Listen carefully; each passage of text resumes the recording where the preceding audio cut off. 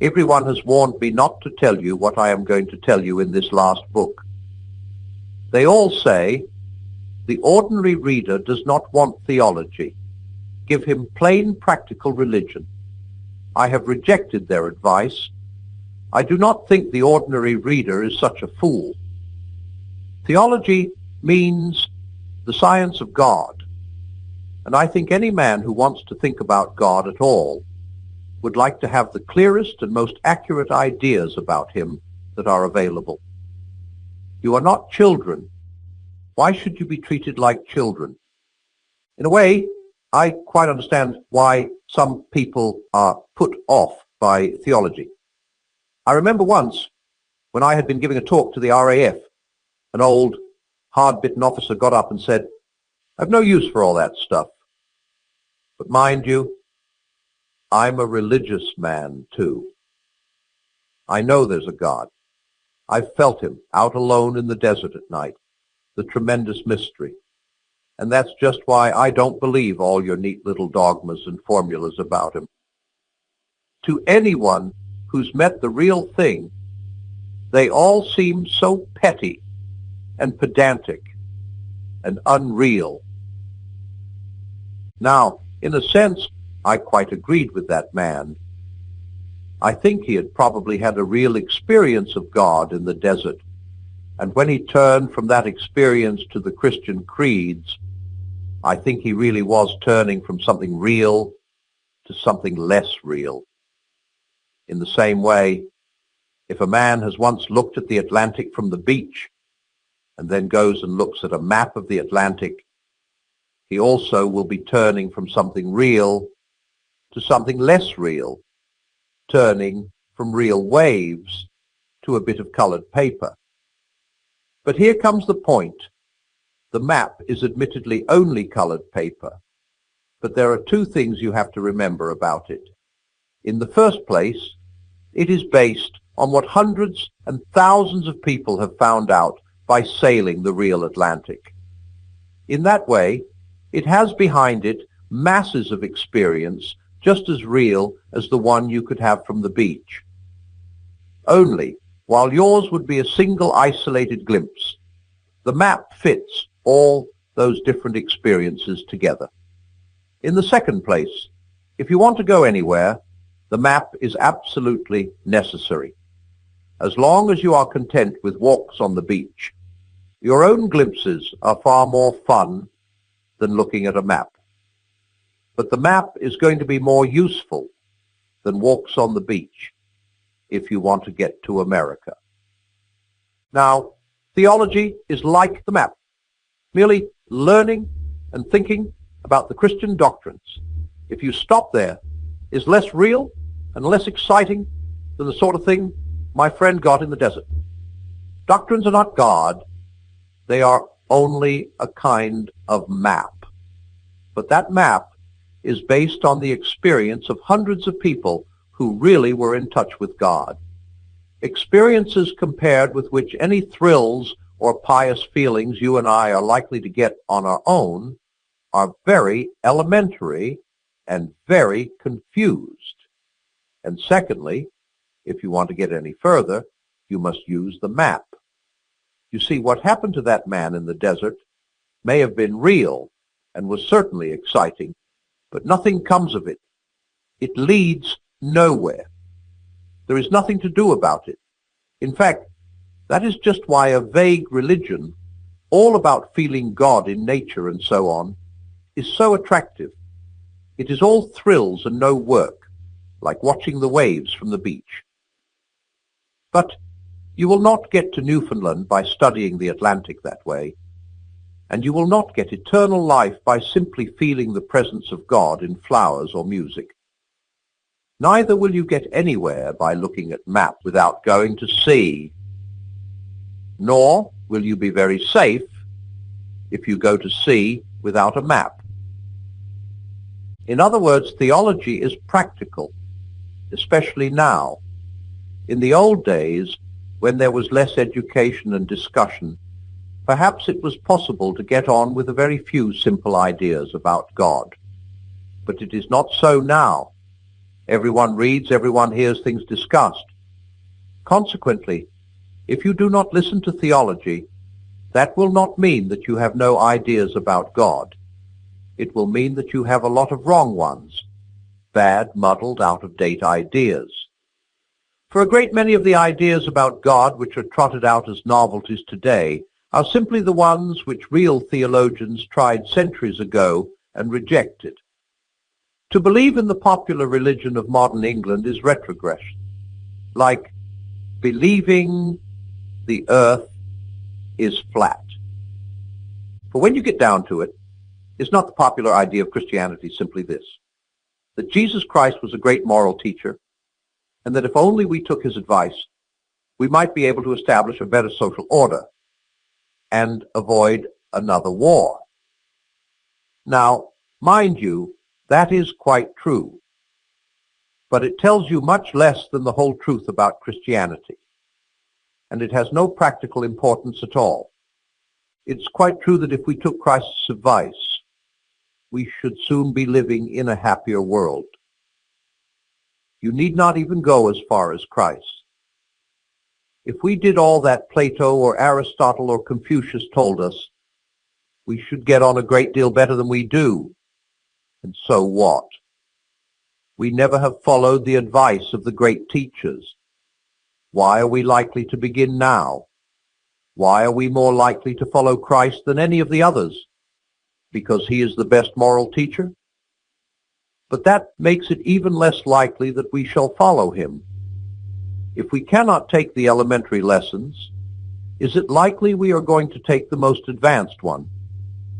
If Christianity only means one more bit of good advice, then Christianity is of no importance.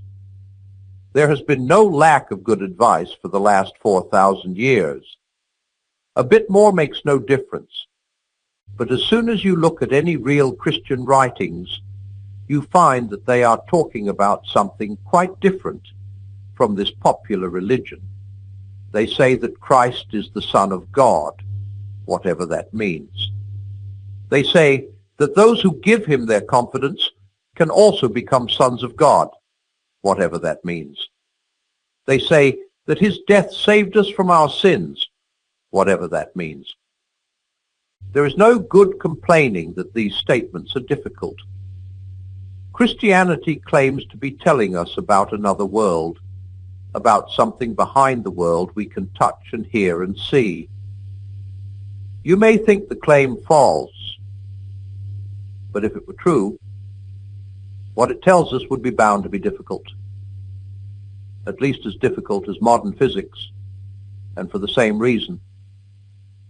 Now, the point in Christianity which gives us the greatest shock is the statement that by attaching ourselves to Christ, we can become sons of God. One asks, aren't we sons of God already? Surely the fatherhood of God is one of the main Christian ideas. Well, in a certain sense, no doubt we are sons of God already. I mean, God has brought us into existence and loves us and looks after us, and in that way is like a father. But when the Bible talks of our becoming sons of God, obviously it must mean something different. And that brings us up against the very center of theology. One of the creeds says that Christ is the Son of God, begotten, not created. And it adds, begotten by his Father before all worlds. Will you please get it quite clear that this has nothing to do with the fact that when Christ was born on earth as a man, that man was the son of a virgin. We are not now thinking about the virgin birth. We are thinking about something that happened before nature was created at all, before time began. Before all worlds, Christ is begotten, not created. What does it mean? We don't use the words begetten or begotten much in modern English, but everyone still knows what they mean. To beget is to become the father of, to create is to make. And the difference is this: when you beget, You beget something of the same kind as yourself. A man begets human babies. A beaver begets little beavers. And a bird begets eggs, which turn into little birds. But when you make something of a different kind from yourself. A bird makes a nest. A beaver builds a dam. A man makes a wireless set. Or he may make something more like himself than a wireless set, say a statue. If he is a clever enough carver, he may make a statue which is very like a man indeed. But of course, it is not a real man. It only looks like one. It cannot breathe or think. It is not alive. Now that's the first thing to get clear. What God begets is God, just as what man begets is man. What God creates is not God, just as what man makes is not man. That is why men are not sons of God, in the sense that Christ is. They may be like God in certain ways, but they are not things of the same kind. They are more like statues or pictures of God. A statue has the shape of a man, but it is not alive. In the same way, man has, in a sense I'm going to explain, the shape or likeness of God, but he has not got the kind of life God has. Let us take the first point, man's resemblance to God. First, everything God has made has some likeness to himself. Space is like him in its hugeness. Not that the greatness of space is the same kind of greatness as God's, but it is a sort of symbol of it, or a translation of it into non-spiritual terms. Matter is like God in having energy, though again, of course, physical energy is a different kind of thing from the power of God. The vegetable world is like him because it is alive, and he is the living God. But life, in this biological sense, is not the same as the life there is in God. It is only a kind of symbol or shadow of it. When we come to the animals, we find other kinds of resemblance in addition to biological life. The intense activity and fertility of the insects, for example, is a first dim resemblance to the unceasing activity and creativeness of God. In the higher mammals, we get the beginnings of instinctive affection. That is not the same thing as the love that exists in God, but it is like it, rather in the way that a picture drawn on a flat piece of paper can nevertheless be like a landscape. When we come to man, the highest of the animals, we get the completest resemblance to God which we know of. There may be creatures in other worlds who are more like God than man is, but we do not know about them. Man not only lives, but loves and reasons. Biological life reaches its highest known level in him. But what man, in his natural condition, has not got is spiritual life, the higher and different sort of life that exists in God. We use the same word life for both, but if you thought that both must therefore be the same sort of thing, that would be like thinking that the greatness of space and the greatness of God were the same sort of greatness. In reality, the difference between biological life and spiritual life is so important that I am going to give them two distinct names. The biological sort, which comes to us through nature, and which, like everything else in nature, is always tending to run down and decay, so that it can only be kept up by incessant subsidies from nature in the form of air, water, food, etc., is bios. The spiritual life which is in God from all eternity and which made the whole natural universe is Zoe. Bios has, to be sure, a certain shadowy or symbolic resemblance to Zoe, but only the sort of resemblance there is between a photo and a place, or a statue and a man.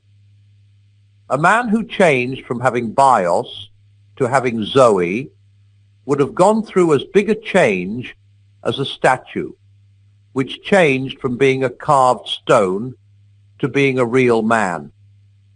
And that is precisely what Christianity is about. This world is a great sculptor's shop. We are the statues. And there is a rumor going round the shop that some of us are someday going to come to life.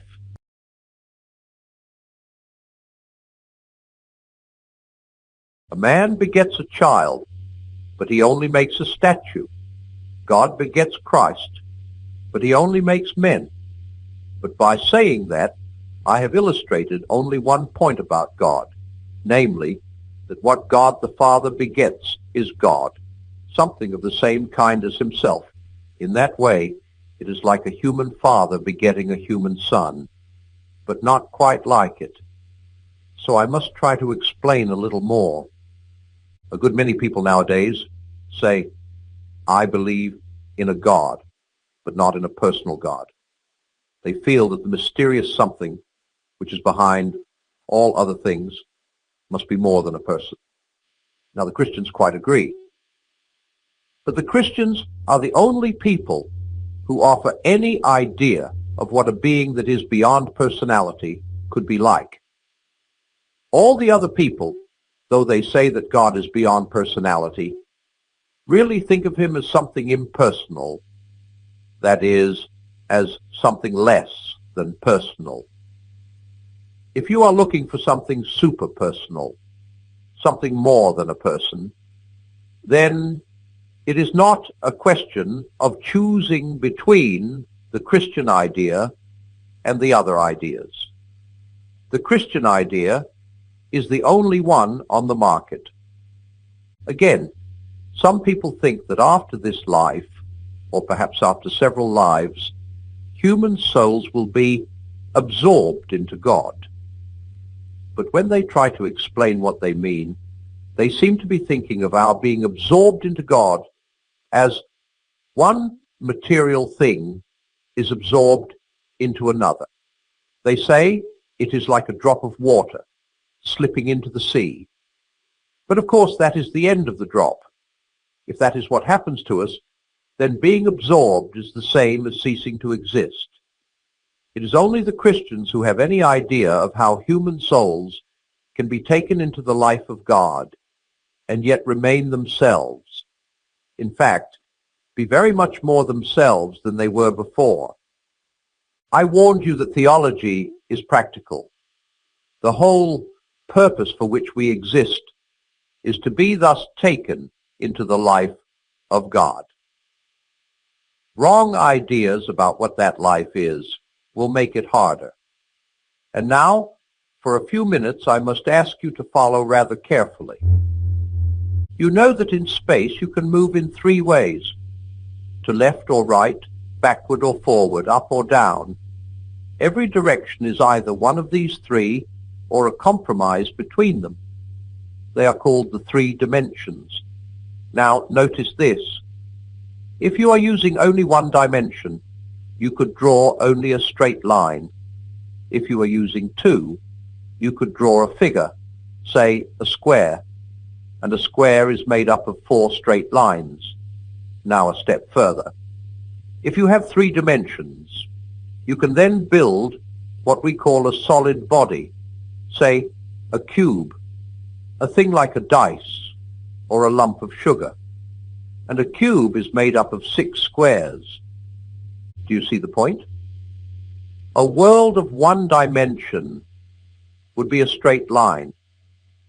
In a two-dimensional world, you still get straight lines, but many lines make one figure. In a three-dimensional world, you still get figures, but many figures make one solid body. In other words, as you advance to more real and more complicated levels, you do not leave behind you the things you found on the simpler levels. You still have them, but combined in new ways, in ways you could not imagine if you knew only the simpler levels. Now, the Christian account of God involves just the same principle. The human level is a simple and rather empty level. On the human level, one person is one being, and any two persons are two separate beings, just as, in 2 dimensions, say on a flat sheet of paper, 1 square is 1 figure, and any 2 squares are 2 separate figures. On the divine level, you still find personalities, but up there you find them combined in new ways, which we, who do not live on that level, cannot imagine. In God's dimension, so to speak, you find a being who is 3 persons while remaining 1 being, just as a cube is 6 squares while remaining 1 cube. Of course, we cannot fully conceive a being like that, just as if we were so made that we perceived only 2 dimensions in space, we could never properly imagine a cube. But we can get a sort of faint notion of it. And when we do, we are then, for the first time in our lives, getting some positive idea, however faint, of something superpersonal, something more than a person. It is something we could never have guessed, and yet, once we have been told, one almost feels one ought to have been able to guess it, because it fits in so well with all the things we know already. You may ask, if we cannot imagine a 3-personal being, what is the good of talking about him? Well, there isn't any good in talking about him. The thing that matters is being actually drawn into that 3-personal life, and that may begin any time, tonight if you like. What I mean is this: an ordinary, simple Christian kneels down to say his prayers. He is trying to get in touch with God, but if he is a Christian, he knows that what is prompting him to pray is also God, so to speak, inside him. But he also knows that all his real knowledge of God comes through Christ, the man who was God, that Christ is standing beside him, helping him to pray, praying for him. You see what is happening? God is the thing to which he is praying, the goal he is trying to reach. God is also the thing inside him which is pushing him on, the motive power. God is also the road or bridge along which he is being pushed to that goal, so that the whole 3-fold life of the 3-personal being is actually going on in that ordinary little bedroom where an ordinary man is saying his prayers. The man is being caught up into the higher kind of life, what I called Zoe, or spiritual life. He is being pulled into God by God while still remaining himself. And that is how theology started. People already knew about God in a vague way. Then came a man who claimed to be God, and yet he was not the sort of man you could dismiss as a lunatic. He made them believe him. They met him again after they had seen him killed, and then, after they had been formed into a little society or community, they found God somehow inside them as well, directing them, making them able to do things they could not do before. And when they worked it all out, they found they had arrived at the Christian definition of the 3-personal God. This definition is not something we have made up. Theology is, in a sense, experimental knowledge. It is the simple religions that are the made-up ones.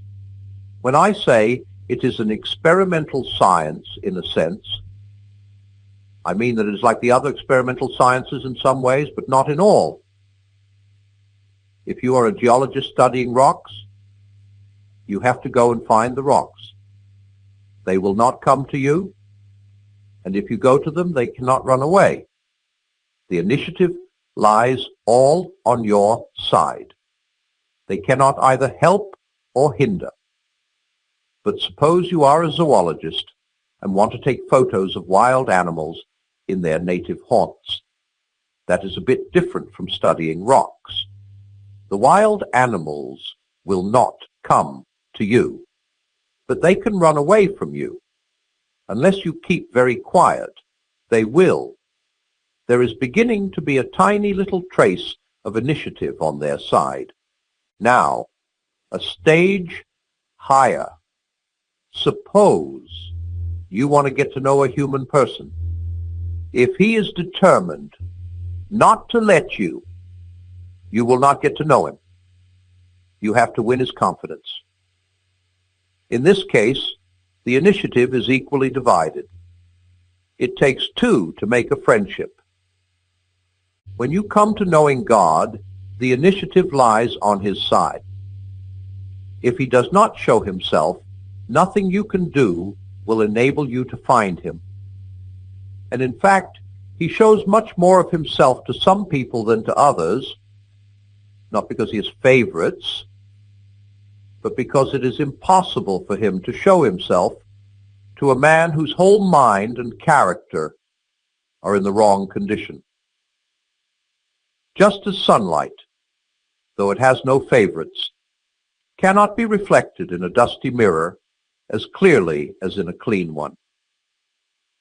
You can put this another way by saying that while in other sciences the instruments you use are things external to yourself, things like microscopes and telescopes, the instrument through which you see God is your whole self.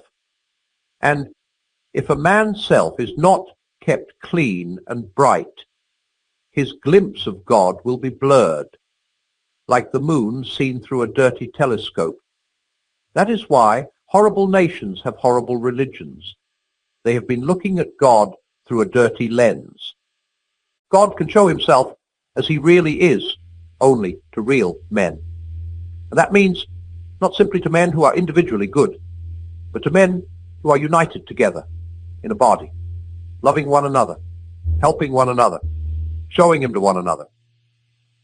For that is what God meant humanity to be like players in one band or organs in one body. Consequently, the one really adequate instrument for learning about God is the whole Christian community waiting for him together. Christian brotherhood is, so to speak, the technical equipment for this science, the laboratory outfit. That is why all these people who turn up every few years with some patent simplified religion of their own as a substitute for the Christian tradition are really wasting time. Like a man who has no instrument but an old pair of field glasses, setting out to put all the real astronomers right. He may be a clever chap. He may be cleverer than some of the real astronomers, but he is not giving himself a chance. And 2 years later, everyone has forgotten all about him, but the real science is still going on. If Christianity was something we were making up, of course, we could make it easier. But it is not. We cannot compete in simplicity with people who are inventing religions. How could we? We are dealing with fact.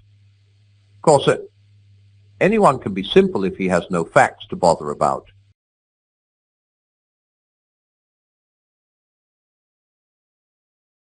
It is a very silly idea that in reading a book you must never skip. All sensible people skip freely when they come to a chapter that they find is going to be of no use to them.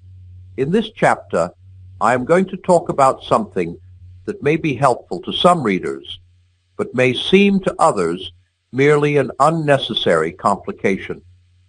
If you are one of the second sort of readers, then I advise you not to bother about this chapter at all, but to turn on to the next.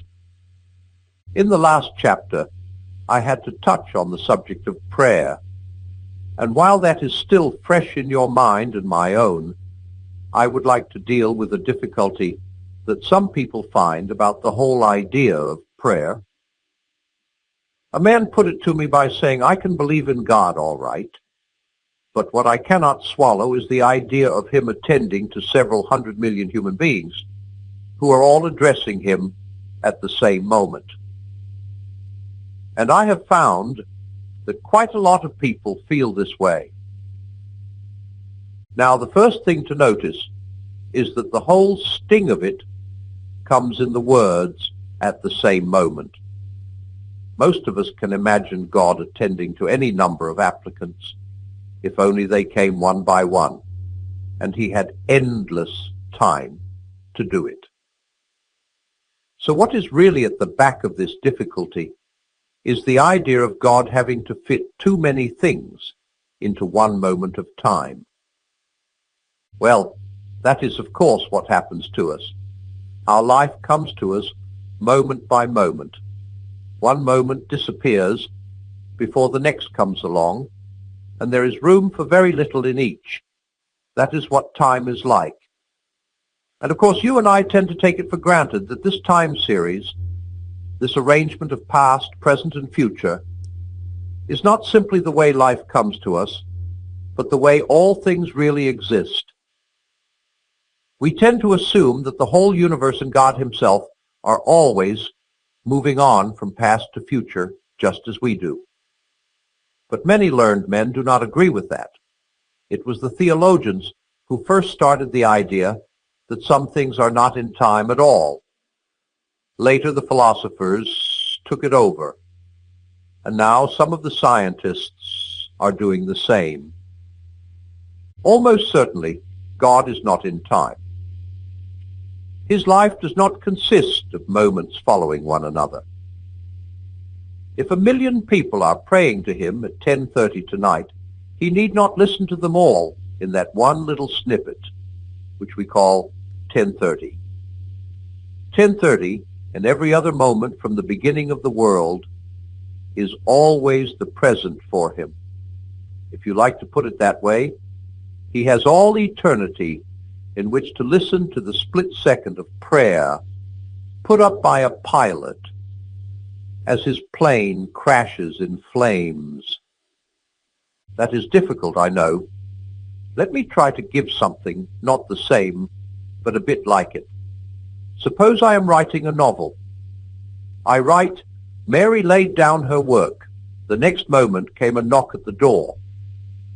For Mary, who has to live in the imaginary time of my story, there is no interval between putting down the work and hearing the knock. But I, who am Mary's maker, do not live in that imaginary time at all. Between writing the first half of that sentence and the second, I might sit down for 3 hours and think steadily about Mary. I could think about Mary as if she were the only character in the book, and for as long as I pleased, and the hours I spent in doing so would not appear in Mary's time, the time inside the story, at all.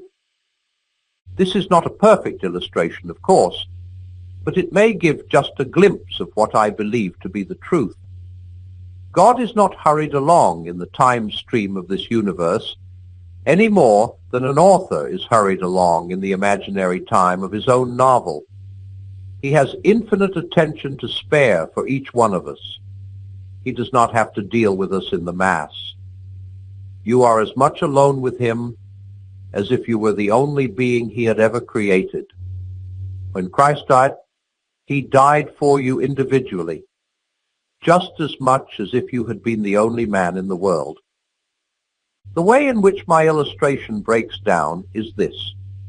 In it, the author gets out of one time series, that of the novel, only by going into another time series, the real one. But God, I believe, does not live in a time series at all. His life is not dribbled out moment by moment like ours. With him, it is, so to speak, still 1920 and already 1960. For his life is himself. If you picture time as a straight line along which we have to travel, then you must picture God as the whole page on which the line is drawn. We come to the parts of the line one by one. We have to leave A behind before we get to B, and cannot reach C until we leave B behind. God, from above or outside or all around, contains the whole line and sees it all. the idea is worth trying to grasp because it removes some apparent difficulties in Christianity. Before I became a Christian, one of my objections was as follows. The Christians said that the eternal God, who is everywhere and keeps the whole universe going, once became a human being. Well then, said I, how did the whole universe keep going while he was a baby or while he was asleep? How could he at the same time be God who knows everything and also a man asking his disciples, who touched me? You will notice that the sting lay in the time words. While he was a baby, how could he at the same time? In other words, I was assuming that Christ's life as God was in time, and that his life as the man Jesus in Palestine was a shorter period taken out of that time, just as my service in the army was a shorter period taken out of my total life. And that is how most of us perhaps tend to think about it. We picture God living through a period when his human life was still in the future, then coming to a period when it was present, then going on to a period when he could look back on it as something in the past. But probably these ideas correspond to nothing in the actual facts. You cannot fit Christ's earthly life in Palestine into any time relations with his life as God beyond all space and time. It is really, I suggest, a timeless truth about God, that human nature and the human experience of weakness and sleep and ignorance are somehow included in his whole divine life. This human life in God is, from our point of view, a particular period in the history of our world from the year AD 1 until the crucifixion. We therefore imagine it is also a period in the history of God's own existence. But God has no history. He is too completely and utterly real to have one. For of course to have a history means losing part of your reality, because it had already slipped away into the past, and not yet having another part, because it is still in the future.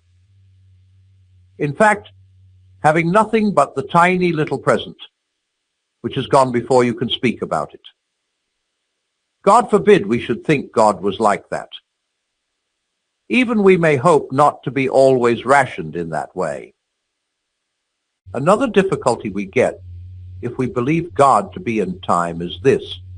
Everyone who believes in God at all believes that he knows what you and I are going to do tomorrow. But if he knows I am going to do so and so, how can I be free to do otherwise? Well, here once again, the difficulty comes from thinking that God is progressing along the timeline like us, the only difference being that he can see ahead and we cannot. Well, if that were true, if God foresaw our acts, it would be very hard to understand how we could be free not to do them. But suppose God is outside and above the timeline.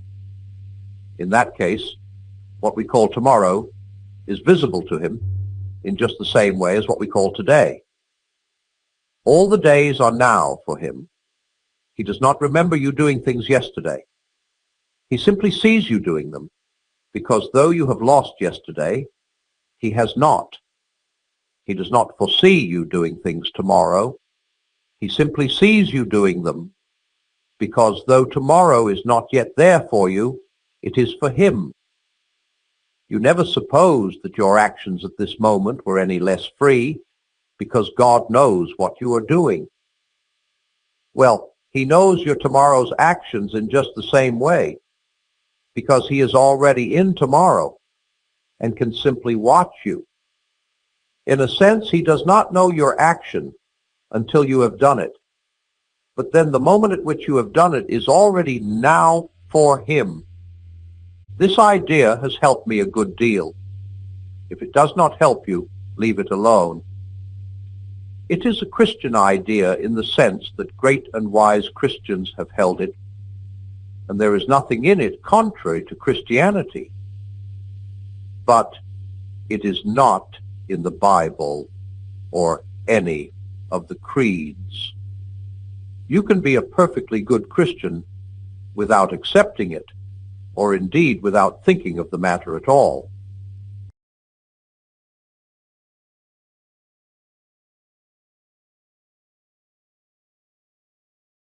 I begin this chapter by asking you to get a certain picture clear in your minds.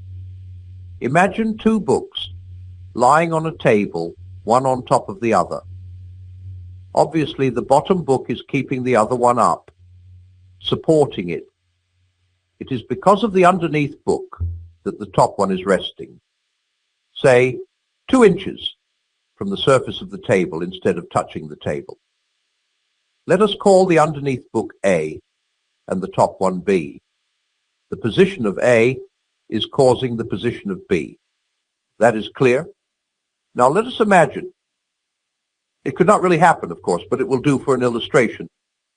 Let us imagine that both books have been in that position forever and ever. In that case, B's position would always have been resulting from A's position. But all the same, A's position would not have existed before B's position. In other words, the result does not come after the cause. Of course, results usually do. You eat the cucumber first and have the indigestion afterwards, but it is not so with all causes and results. You will see in a moment why I think this important. I said a few pages back that God is a being which contains 3 persons while remaining one being, just as a cube contains 6 squares while remaining one body. But as soon as I begin trying to explain how these persons are connected, I have to use words which make it sound as if one of them was there before the others. The first person is called the Father, and the second the Son. We say that the first begets or produces the second.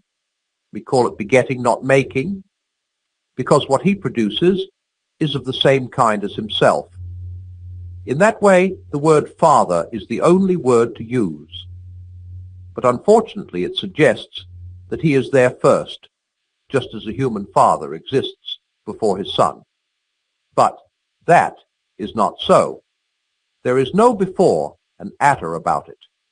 And that is why I have spent some time trying to make clear how one thing can be the source or cause or origin of another without being there before it. The Son exists because the Father exists. But there never was a tune before the Father produced the Son. Perhaps the best way to think of it is this. I asked you just now to imagine those 2 books, and probably most of you did. That is, you made an act of imagination, and as a result, you had a mental picture. Quite obviously, your act of imagining was the cause, and the mental picture the result. But that does not mean that you first did the imagining and then got the picture. The moment you did it, the picture was there. Your will was keeping the picture before you all the time, yet that act of will and the picture began at exactly the same moment and ended at the same moment. If there were a being who had always existed and had always been imagining one thing, his act would always have been producing a mental picture, but the picture would be just as eternal as the act. In the same way, we must think of the Son always, so to speak, streaming forth from the Father, like light from a lamp, or heat from a fire, or thoughts from a mind. He is the self-expression of the Father, what the Father has to say. And there never was a time when he was not saying it.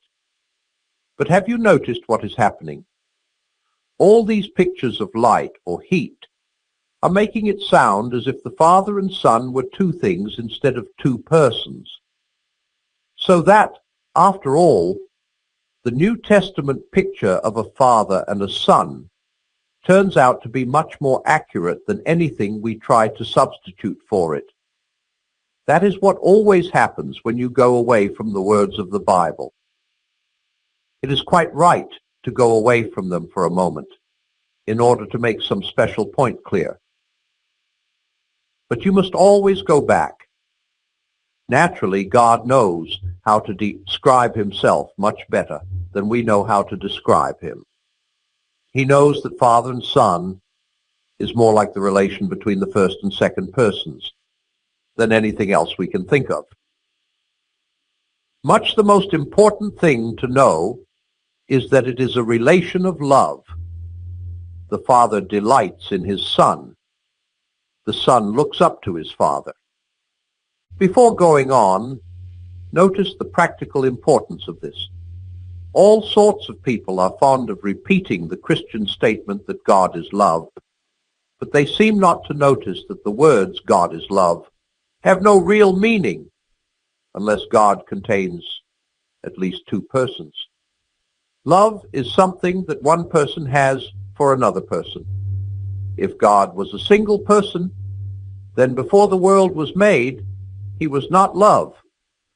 Of course, what these people mean when they say that God is love is often something quite different. They really mean love is God. They really mean that our feelings of love, however and wherever they arise, and whatever results they produce, are to be treated with great respect. Perhaps they are, but that is something quite different from what Christians mean by the statement God is love. They believe that the living, dynamic activity of love has been going on in God forever and has created everything else. And that, by the way, is perhaps the most important difference between Christianity and all other religions. That in Christianity, God is not a static thing, not even a person, but a dynamic, pulsating activity, a life, almost a kind of drama, almost, if you will not think me irreverent, a kind of dance. The union between the Father and Son is such a live, concrete thing that this union itself is also a person. I know this is almost inconceivable, but look at it thus. You know that among human beings, when they get together in a family or a club or a trade union, people talk about the spirit of that family or club or trade union. They talk about its spirit because the individual members, when they are together, do really develop particular ways of talking and having, which they would not have if they were apart. It is as if a sort of communal personality came into existence. Of course, it is not a real person. It is only rather like a person. But that is just one of the differences between God and us. What grows out of the joint life of the Father and Son is a real person, is in fact the third of the three persons who are God. This third person is called, in technical language, the Holy Ghost, or the Spirit of God. Do not be worried or surprised if you find it, or him, rather vaguer or more shadowy in your mind than the other two. I think there is a reason why that must be so. In the Christian life, you are not usually looking at him. He is always acting through you. If you think of the Father as something out there in front of you, and of the Son as someone standing at your side, helping you to pray, trying to turn you into another son, then you have to think of the third person as something inside you or behind you. Perhaps some people might find it easier to begin with the third person and work backwards. God is love, and that love works through men, especially through the whole community of Christians. But this spirit of love is, from all eternity, a love going on between the Father and Son.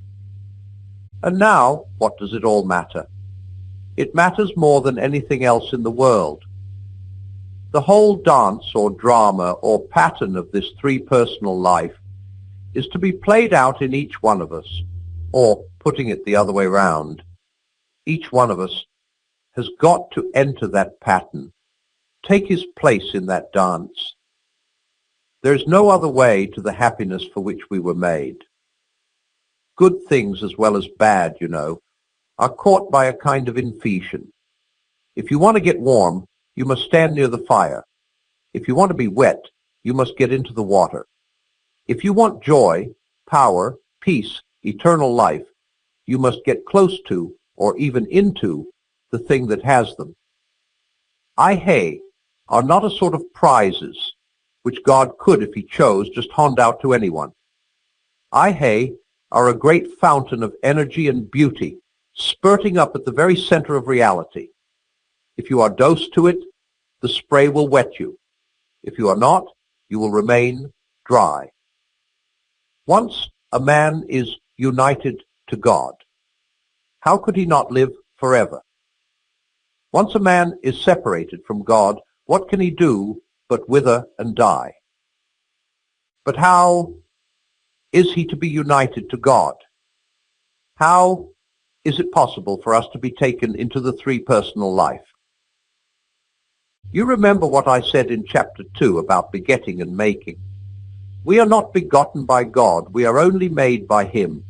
In our natural state, we are not sons of God, only, so to speak, statues.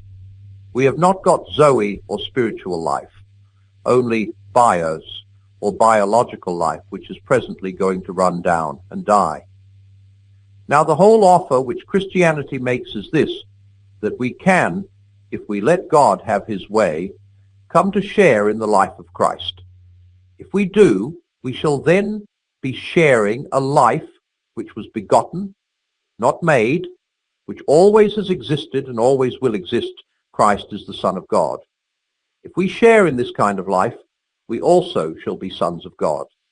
We shall love the Father as he does, and the Holy Ghost will arise in us.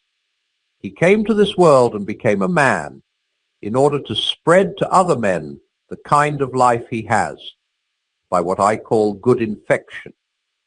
Every Christian is to become a little Christ. The whole purpose of becoming a Christian is simply nothing else.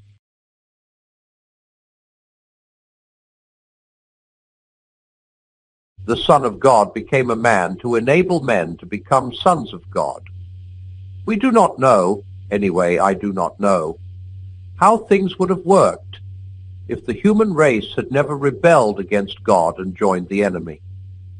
Perhaps every man would have been in Christ, would have shared the life of the Son of God from the moment he was born.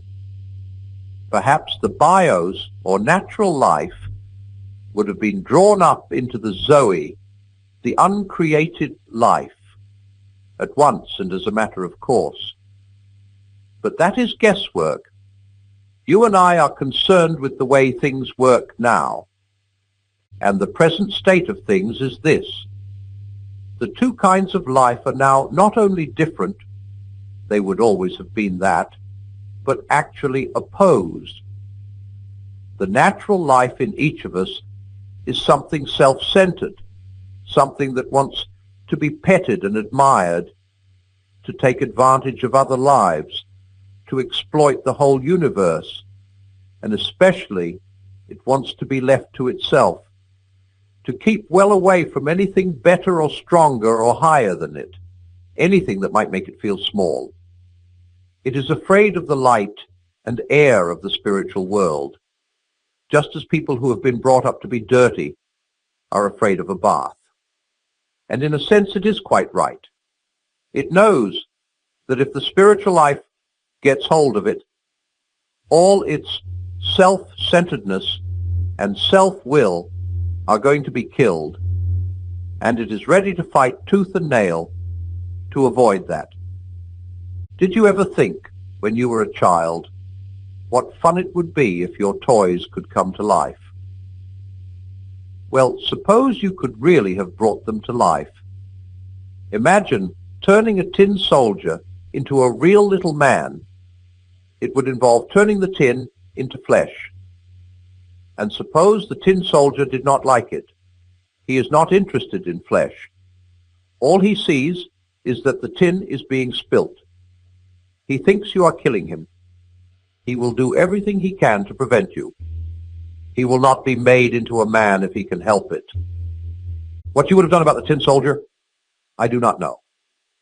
But what God did about us was this. The second person in God, the Son, became human himself, was born into the world as an actual man, a real man, of a particular height, with hair of a particular color, speaking a particular language, weighing so many stone. The eternal being, who knows everything and who created the whole universe, became not only a man, but, before that, a baby, and before that, a fetus inside a woman's body. If you want to get the hang of it, think how you would like to become a slug or a crab.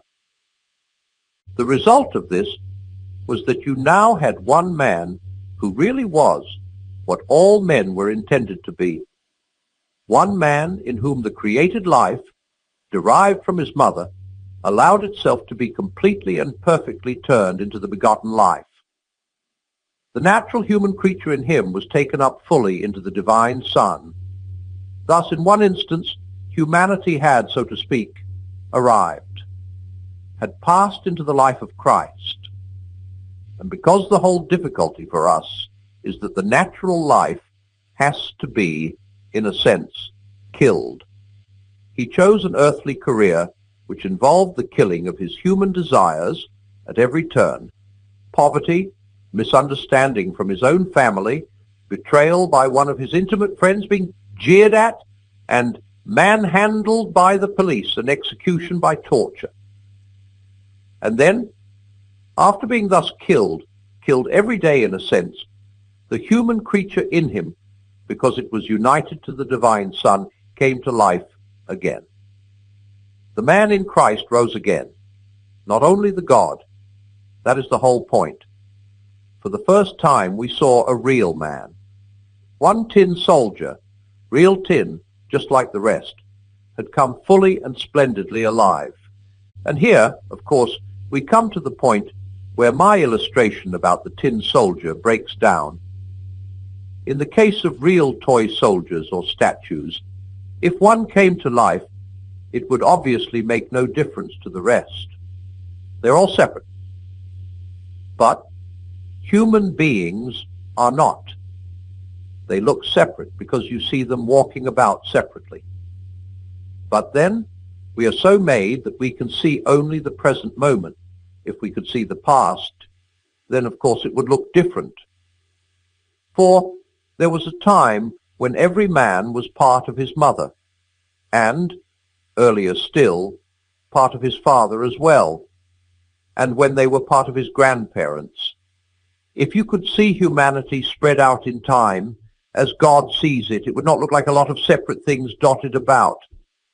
It would look like one single growing thing, rather like a very complicated tree. Every individual would appear connected with every other. And not only that, individuals are not really separate from God any more than from one another. Every man, woman, and child all over the world is feeling and breathing at this moment only because God, so to speak, is keeping him going. Consequently, when Christ becomes man, it is not really as if you could become one particular tin soldier. It is as if something which is always affecting the whole human mass begins at one point to affect that whole human mass in a new way. From that point, the effect spreads through all mankind. It makes a difference to people who lived before Christ, as well as to people who lived after him. It makes a difference to people who have never heard of him. It is like dropping into a glass of water, one drop of something which gives a new taste or a new color to the whole lot. But of course, none of these illustrations really works perfectly. In the long run, God is no one but himself, and what he does is like nothing else. You could hardly expect it to be. What then is the difference which he has made to the whole human mass. It is just this, that the business of becoming a son of God, of being turned from a created thing into a begotten thing, of passing over from the temporary biological life into timeless spiritual life, has been done for us. Humanity is already saved in principle. We individuals have to appropriate that salvation. But the really tough work, the bit we could not have done for ourselves, has been done for us. We have not got to try to climb up into spiritual life by our own efforts. It has already come down into the human race. If we will only lay ourselves open to the one man in whom it was fully present, and who in spite of being God is also a real man, he will do it in us and for us. Remember what I said about good infection. One of our own race has this new life. If we get close to him, we shall catch it from him. Of course, you can express this in all sorts of different ways. You can say that Christ died for our sins.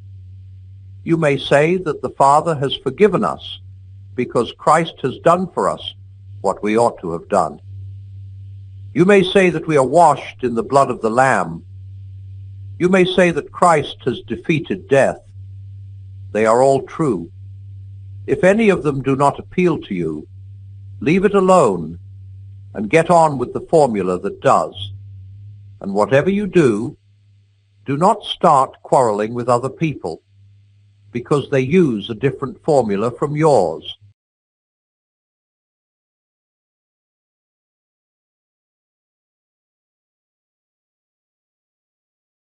In order to avoid misunderstanding, I here add notes on 2 points arising out of the last chapter. 1.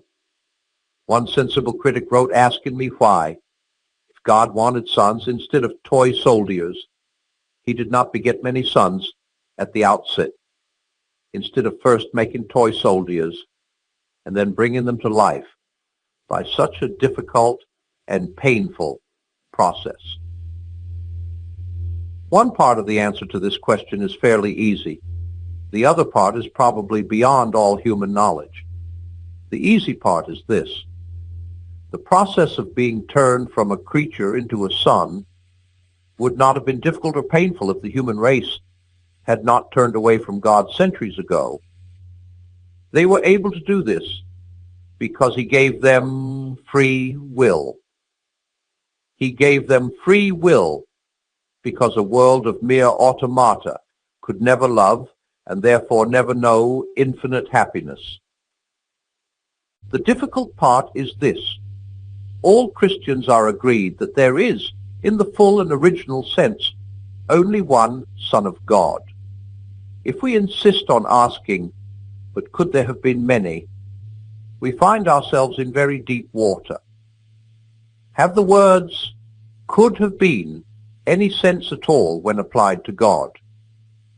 You can say that one particular finite thing could have been different from what it is, because it would have been different if something else had been different, and the something else would have been different if some third thing had been different, and so on.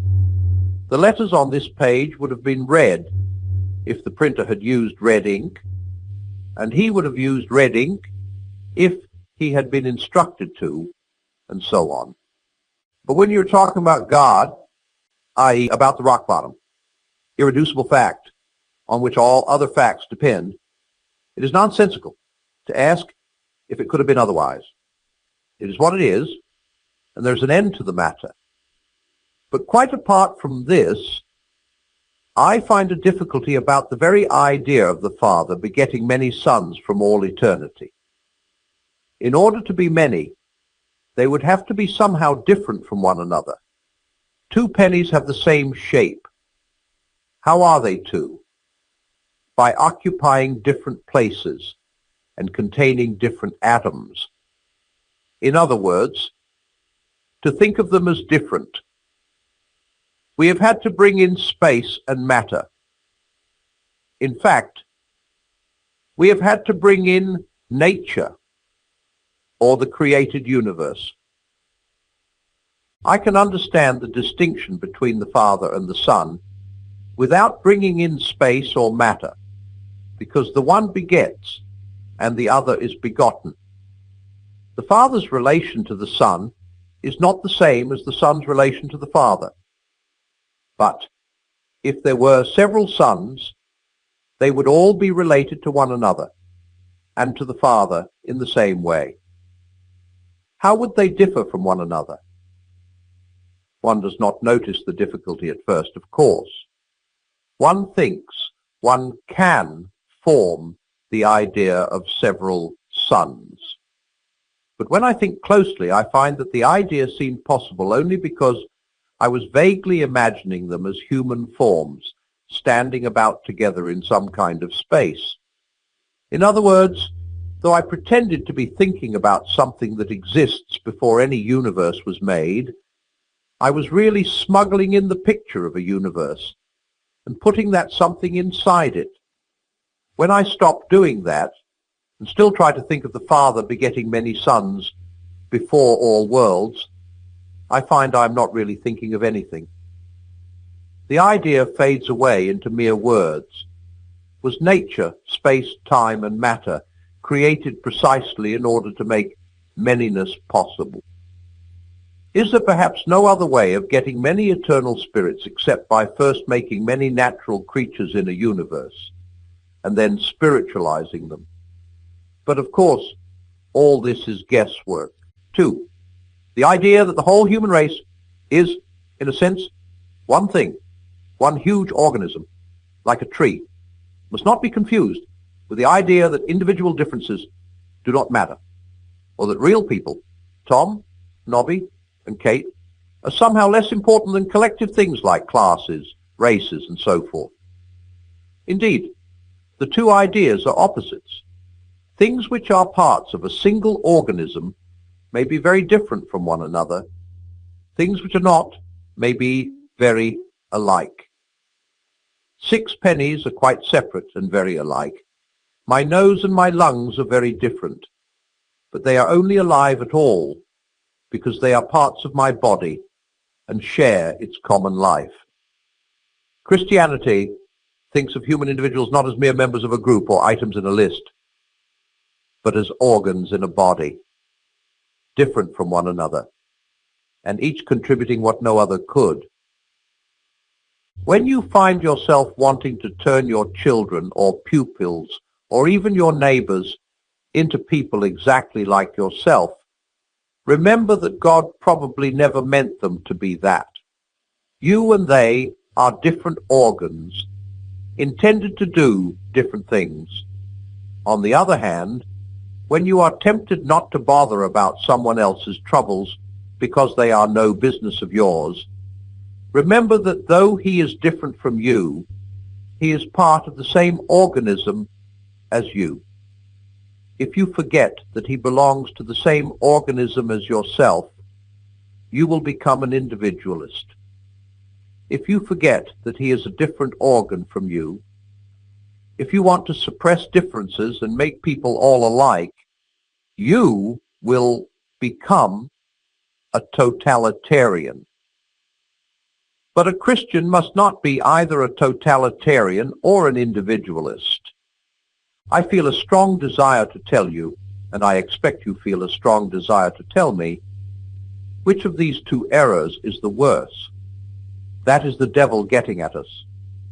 He always sends errors into the world in pairs of opposites. And he always encourages us to spend a lot of time thinking which is the worse. You see why, of course. He relies on your extra dislike of one error to draw you gradually into the opposite one. But do not let us be fooled. We have to keep our eyes on the goal and go straight through between both errors. We have no other concern than that with either of them.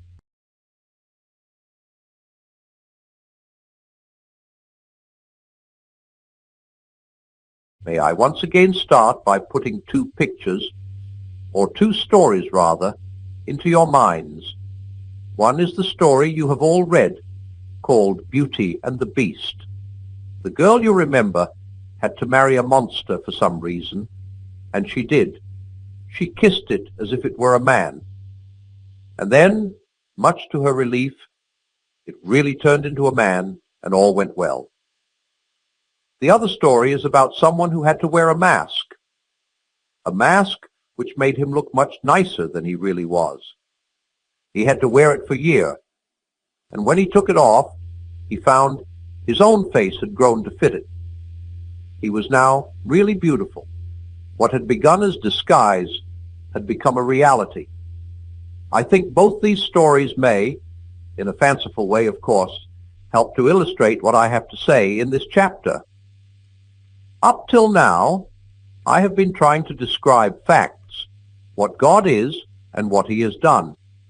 Now I want to talk about practice. What do we do next? What difference does all this theology make? It can start making a difference tonight.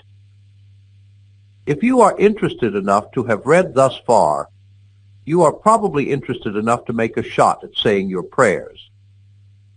And whatever else you say, you will probably say the Lord's Prayer. Its very first words are, Our Father.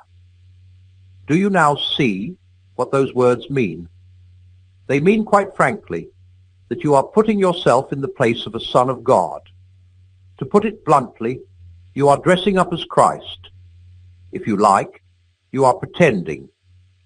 Because, of course, the moment you realize what the words mean, you realize that you are not a son of God. You are not being like the Son of God, whose will and interests are at one with those of the Father. You are a bundle of self-centered fears, hopes, greeds, jealousies, and self-conceit, all doomed to death. So that, in a way, this dressing up as Christ is a piece of outrageous cheek. But the odd thing is that He has ordered us to do it. Why? What is the good of pretending to be what you are not? Well, even on the human level, you know, there are two kinds of pretending. There is a bad kind, where the pretense is there instead of the real thing. As when a man pretends he is going to help you instead of really helping you. But there is also a good kind, where the pretense leads up to the real thing. When you are not feeling particularly friendly, but know you ought to be, the best thing you can do, very often, is to put on a friendly manner and behave as if you were a nicer person than you actually are. And in a few minutes, as we have all noticed, you will be really feeling friendlier than you were. Very often, the only way to get equality in reality is to start behaving as if you had it already. That is why children's games are so important. They are always pretending to be grown-ups, playing soldiers, playing shop. But all the time, they are hardening their muscles and sharpening their wits, so that the pretense of being grown up helps them to grow up in earnest. Now, the moment you realize, here I am dressing up as Christ, it is extremely likely that you will see at once some way in which, at that very moment, the pretense could be made less of a pretense and more of a reality. You will find several things going on in your mind which would not be going on there if you were really a son of God. Well, stop them. Or you may realize that instead of saying your prayers, you ought to be downstairs writing a letter or helping your wife to wash up. Well, go and do it. You see what is happening. The Christ himself, the Son of God, who is man just like you and God just like his Father, is actually at your side and is already at that moment beginning to turn your pretense into a reality. This is not merely a fancy way of saying that your conscience is telling you what to do. If you simply ask your conscience, you get one result. If you remember that you are dressing up as Christ, you get a different one. There are lots of things which your conscience might not call definitely wrong, especially things in your mind, but which you will see at once you cannot go on doing if you are seriously trying to be like Christ. For you're no longer thinking simply about right and wrong. You're trying to catch the good infection from a person. It is more like painting a portrait than like obeying a set of rules. And the odd thing is that while in one way it is much harder than keeping rules, in another way it is far easier. The real Son of God is at your side. He is beginning to turn you into the same kind of thing as himself. He is beginning, so to speak, to inject his kind of life and thought, his Zoe, into you, beginning to turn the tin soldier into a live man. The part of you that does not like it is the part that is still tin. Some of you may feel that this is very unlike your own experience. You may say, I've never had the sense of being helped by an invisible Christ, but I often have been helped by other human beings. That is rather like the woman in the first war, who said that if there were a bread shortage, it would not bother her house, because they always ate toast. If there is no bread, there will be no toast. If there were no help from Christ, there would be no help from other human beings. He works on us in all sorts of ways, not only through what we think our religious life. He works through nature, through our own bodies, through books, sometimes through experiences which seem, at the time, anti-Christian. When a young man who has been going to church in a routine way honestly realizes that he does not believe in Christianity and stops going, provided he does it for honesty's sake and not just to annoy his parents, the Spirit of Christ is probably nearer to him then than it ever was before. But above all, he works on us through each other. Men are mirrors or carriers of Christ to other men, sometimes unconscious carriers. This good infection can be carried by those who have not got it themselves. People who were not Christians themselves help me to Christianity. But usually it is those who know him that bring him to others. That is why the church, the whole body of Christians, showing him to one another, is so important.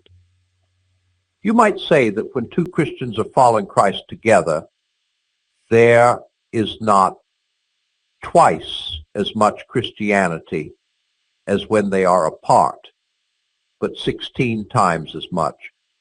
But do not forget this. At first, it is natural for a baby to take its mother's milk without knowing its mother. It is equally natural for us to see the man who helps us without seeing Christ behind him. But we must not remain babies. We must go on to recognize the real giver. It is madness not to, because if we do not, we shall be relying on human beings, and that is going to let us down. The best of them will make mistakes. All of them will die. We must be thankful to all the people who have helped us. We must honor them and love them. But never, never pin your whole faith on any human being. Not if he is the best and wisest in the whole world. There are lots of nice things you can do with sand, but do not try building a house on it. And now we begin to see what it is that the New Testament is always talking about. It talks about Christians being born again. It talks about them putting on Christ, about Christ being formed in us. about our coming to have the mind of Christ. Put right out of your head the idea that these are only fancy ways of saying that Christians are to read what Christ said and try to carry it out, as a man may read what Plato or Marx said and try to carry it out. They mean something much more than that. They mean that a real person, Christ, here and now, in that very room where you are saying your prayers, is doing things to you. It is not a question of a good man who died 2,000 years ago. It is a living man, still as much a man as you, and still as much God as he was when he created the world, really coming and interfering with your very self, killing the old natural self in you and replacing it with the kind of self he has. At first, only for moments, then for longer periods. Finally, if all goes well, turning you permanently into a different sort of thing, into a new little Christ, a being which in its own small way has the same kind of life as God, which shares in his power, joy, knowledge, and eternity. And soon we make two other discoveries. We begin to notice, beside our particular sinful acts, our sinfulness. Begin to be alarmed not only about what we do, but about what we are. This may sound rather difficult, so I will try to make it clear from my own case. When I come to my evening prayers and try to reckon up the sins of the day, 9 times out of 10, the most obvious one is some sin against charity. I have sulked or snapped or sneered or snubbed or stormed. And the excuse that immediately springs to my mind is that the provocation was so sudden and unexpected. I was caught off my guard. I had not time to collect myself. Now that may be an extenuating circumstance as regards those particular acts. They would obviously be worse if they had been deliberate and premeditated. On the other hand, surely what a man does when he is taken off his guard is the best evidence for what sort of a man he is. Surely what pops out before the man has time to put on a disguise is the truth. If there are rats in a cellar, you are most likely to see them if you go in very suddenly. But the suddenness does not create the rats. It only prevents them from hiding. In the same way, the suddenness of the provocation does not make me an ill-tempered man. It only shows me what an ill-tempered man I am. The rats are always there in the cellar, but if you go in shouting and noisily, they will have taken cover before you switch on the light. Apparently, the rats of resentment and vindictiveness are always there in the cellar of my soul. Now, that cellar is out of reach of my conscious will. I can to some extent control my acts. I have no direct control over my temperament. And if, as I said before, what we are matters even more than what we do, if indeed what we do matters chiefly as evidence of what we are, then it follows that the change which I most need to undergo is a change that my own direct voluntary efforts cannot bring about. And this applies to my good actions too. How many of them were done for the right motive? How many for fear of public opinion or a desire to show off? How many from a sort of obstinacy or sense of superiority, which in different circumstances might equally have led to some very bad act? But I cannot, by direct moral effort, give myself new motives. After the first few steps in the Christian life, we realize that everything which really needs to be done in our souls can be done only by God. And that brings us to something which has been very misleading in my language up to now. I have been talking as if it were we who did everything. In reality, of course, it is God who does everything. We, at most, allow it to be done to us. In a sense, you might even say, it is God who does the pretending.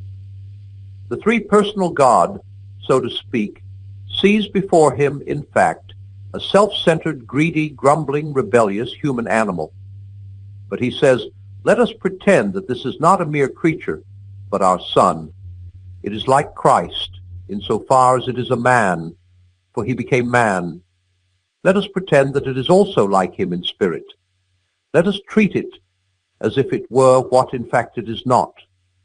Let us pretend in order to make the pretense into a reality. God looks at you as if you were a little Christ. Christ stands beside you to turn you into one. I dare say this idea of a divine make-believe sounds rather strange at first, but is it so strange, really? Is not that how the higher thing always raises the lower? A mother teaches her baby to talk by talking to it as if it understood long before it really does. We treat our dogs as if they were almost human. That is why they really become almost human in the end.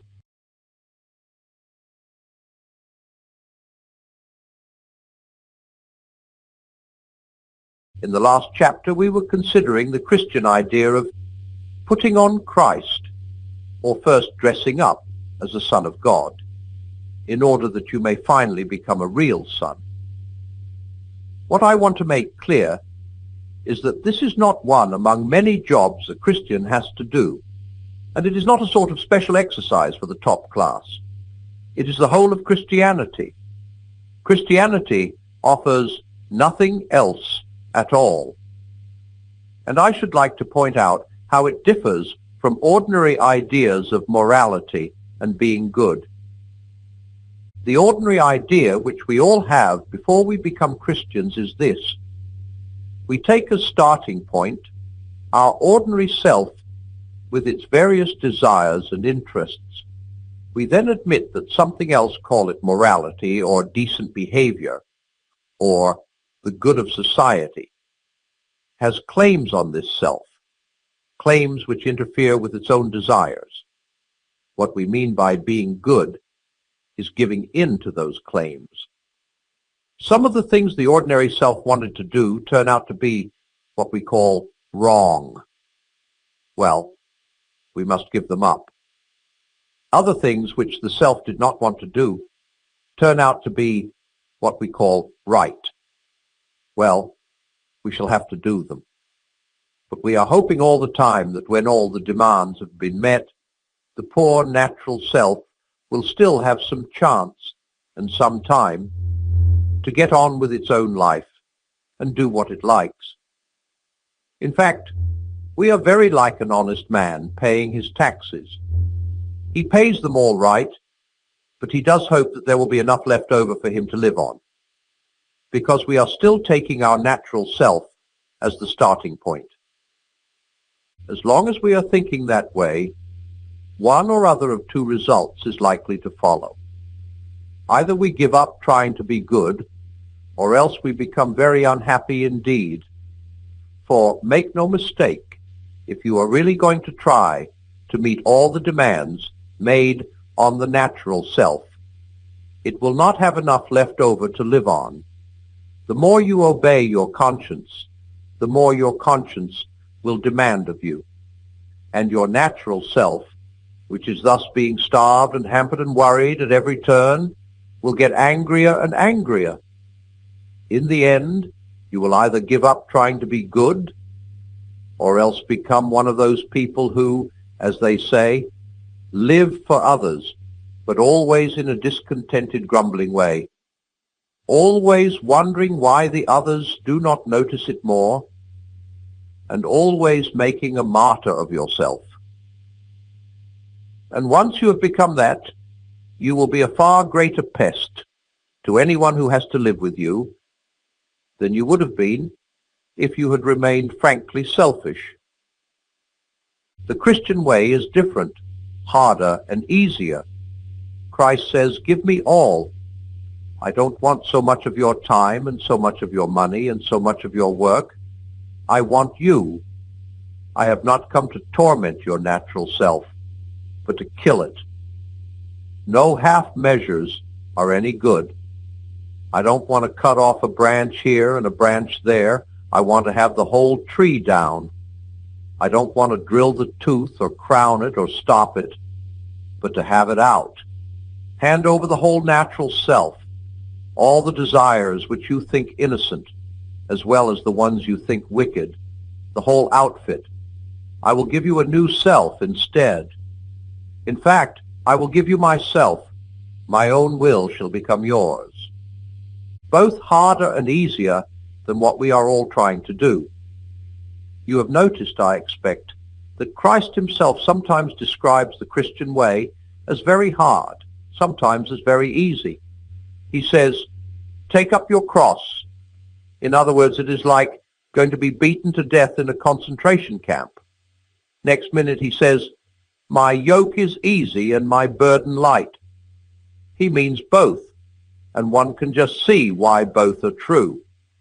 Teachers will tell you that the laziest boy in the class is the one who works hardest in the end. They mean this. If you give two boys, say, a proposition in geometry to do, the one who is prepared to take trouble would try to understand it. The lazy boy will try to learn it by heart, because, for the moment, that needs less effort. But 6 months later, when they are preparing for an exam, that lazy boy is doing hours and hours of miserable drudgery over things the other boy understands and positively enjoys in a few minutes. Laziness means more work in the long run. Or look at it this way. In a batty or in mountain climbing, there is often one thing which it takes a lot of pluck to do. But it is also, in the long run, the safest thing to do. If you funk it, you will find yourself hours later in far worse danger. The cowardly thing is also the most dangerous thing. It is like that here. The terrible thing, the almost impossible thing, is to hand over your whole self, all your wishes and precautions, to Christ. But it is far easier than what we are all trying to do instead. For what we are trying to do is to remain what we call ourselves, to keep personal happiness as our great aim in life, and yet at the same time be good. We are all trying to let our mind and heart go their own way, centered on money or pleasure or ambition, and hoping, in spite of this, to behave honestly and chastely and humbly. And that is exactly what Christ warned us you could not do. As he said, a thistle cannot produce figs. If I may contain nothing but grass seed, I cannot produce wheat. Cutting the grass may keep it short, but I shall still produce grass and no wheat. If I want to produce wheat, the change must go deeper than the surface. I must be plowed up and resown. That is why the real problem of the Christian life comes where people do not usually look for it. It comes the very moment you wake up each morning. All your wishes and hopes for the day rush at you like wild animals. And the first job each morning consists simply in shoving them all back, in listening to that other voice, taking that other point of view, letting that other larger, stronger, quieter life come flowing in, and so on, all day, standing back from all your natural fussings and frettings, coming in out of the wind. We can only do it for moments at first. But from those moments, the new sort of life will be spreading through our system, because now we are letting him work at the right part of us. It is the difference between paint, which is merely laid on the surface, and a dye or stain which soaks right through. He never talked vague, idealistic gas. When he said, be perfect, he meant it. He meant that we must go in for the full treatment. It is hard, but the sort of compromise we are all hankering after is harder. In fact, it is impossible. It may be hard for an egg to turn into a bird, it would be a jolly sight harder for it to learn to fly while remaining an egg. We are like eggs at present, and you cannot go on indefinitely being just an ordinary, decent egg. We must be hatched or go bad. May I come back to what I said before? This is the whole of Christianity. There is nothing else. It is so easy to get muddled about that.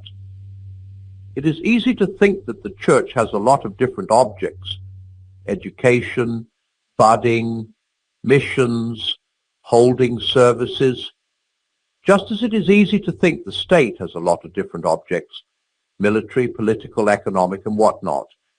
But in a way, things are much simpler than that.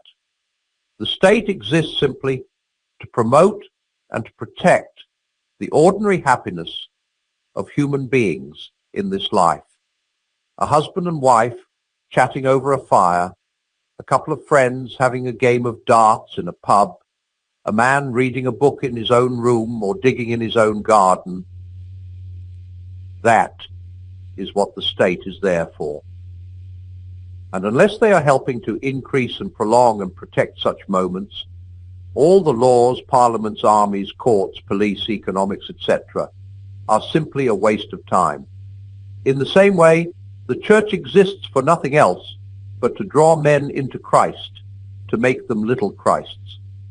If they are not doing that, all the cathedrals, clergy, missions, sermons, even the Bible itself, are simply a waste of time.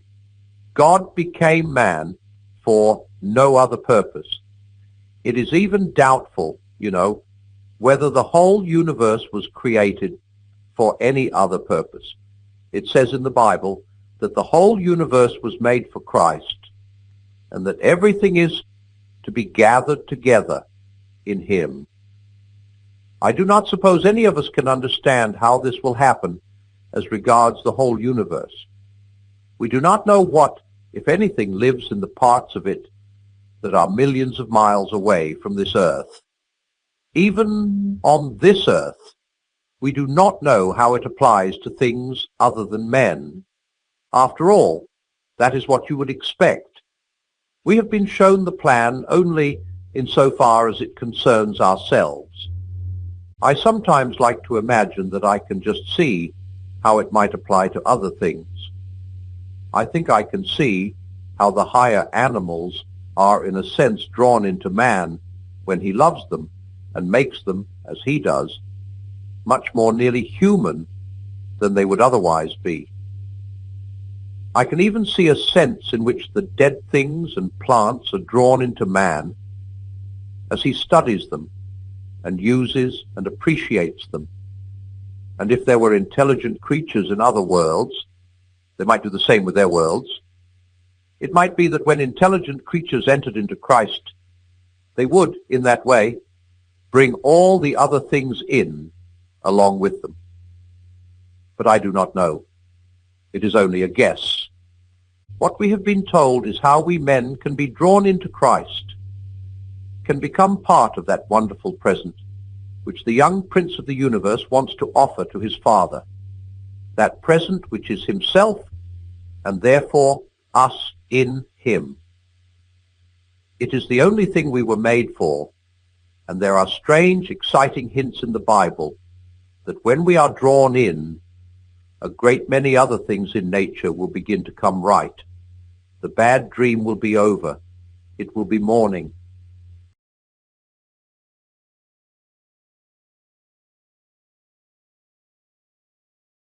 I find a good many people have been bothered by what I said in the last chapter about our Lord's words, "Be ye perfect." Some people seem to think this means, unless you are perfect, I will not help you. And as we cannot be perfect then, if he meant that, our position is hopeless. But I do not think he did mean that. I think he meant, the only help I will give is help to become perfect. You may want something less, but I will give you nothing less. Let me explain. When I was a child, I often had toothache, and I knew that if I went to my mother, she would give me something which would deaden the pain for that night and let me get to sleep. But I did not go to my mother, at least not till the pain became very bad. And the reason I did not go was this. I did not doubt she would give me the aspirin, but I knew she would also do something else. I knew she would take me to the dentist next morning. I could not get what I wanted out of her without getting something more which I did not want. I wanted immediate relief from pain, but I could not get it without having my teeth set permanently right. And I knew those dentists.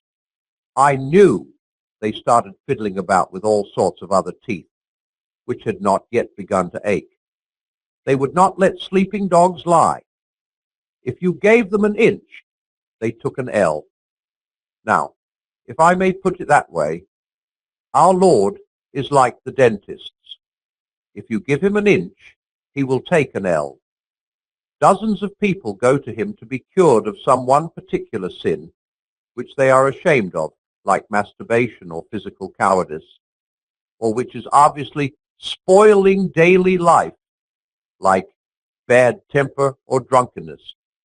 Well, he will cure it all right, but he will not stop there.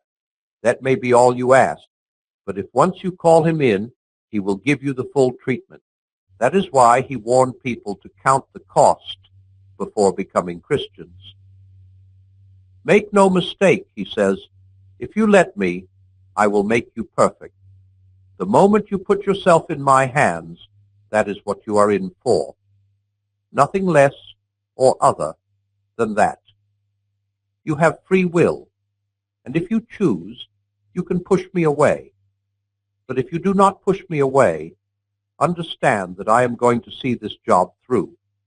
Whatever suffering it may cost you in your earthly life, whatever inconceivable purification it may cost you after death, whatever it costs me, I will never rest, nor let you rest, until you are literally perfect, until my Father can say without reservation that he is well pleased with you, as he said he was well pleased with me.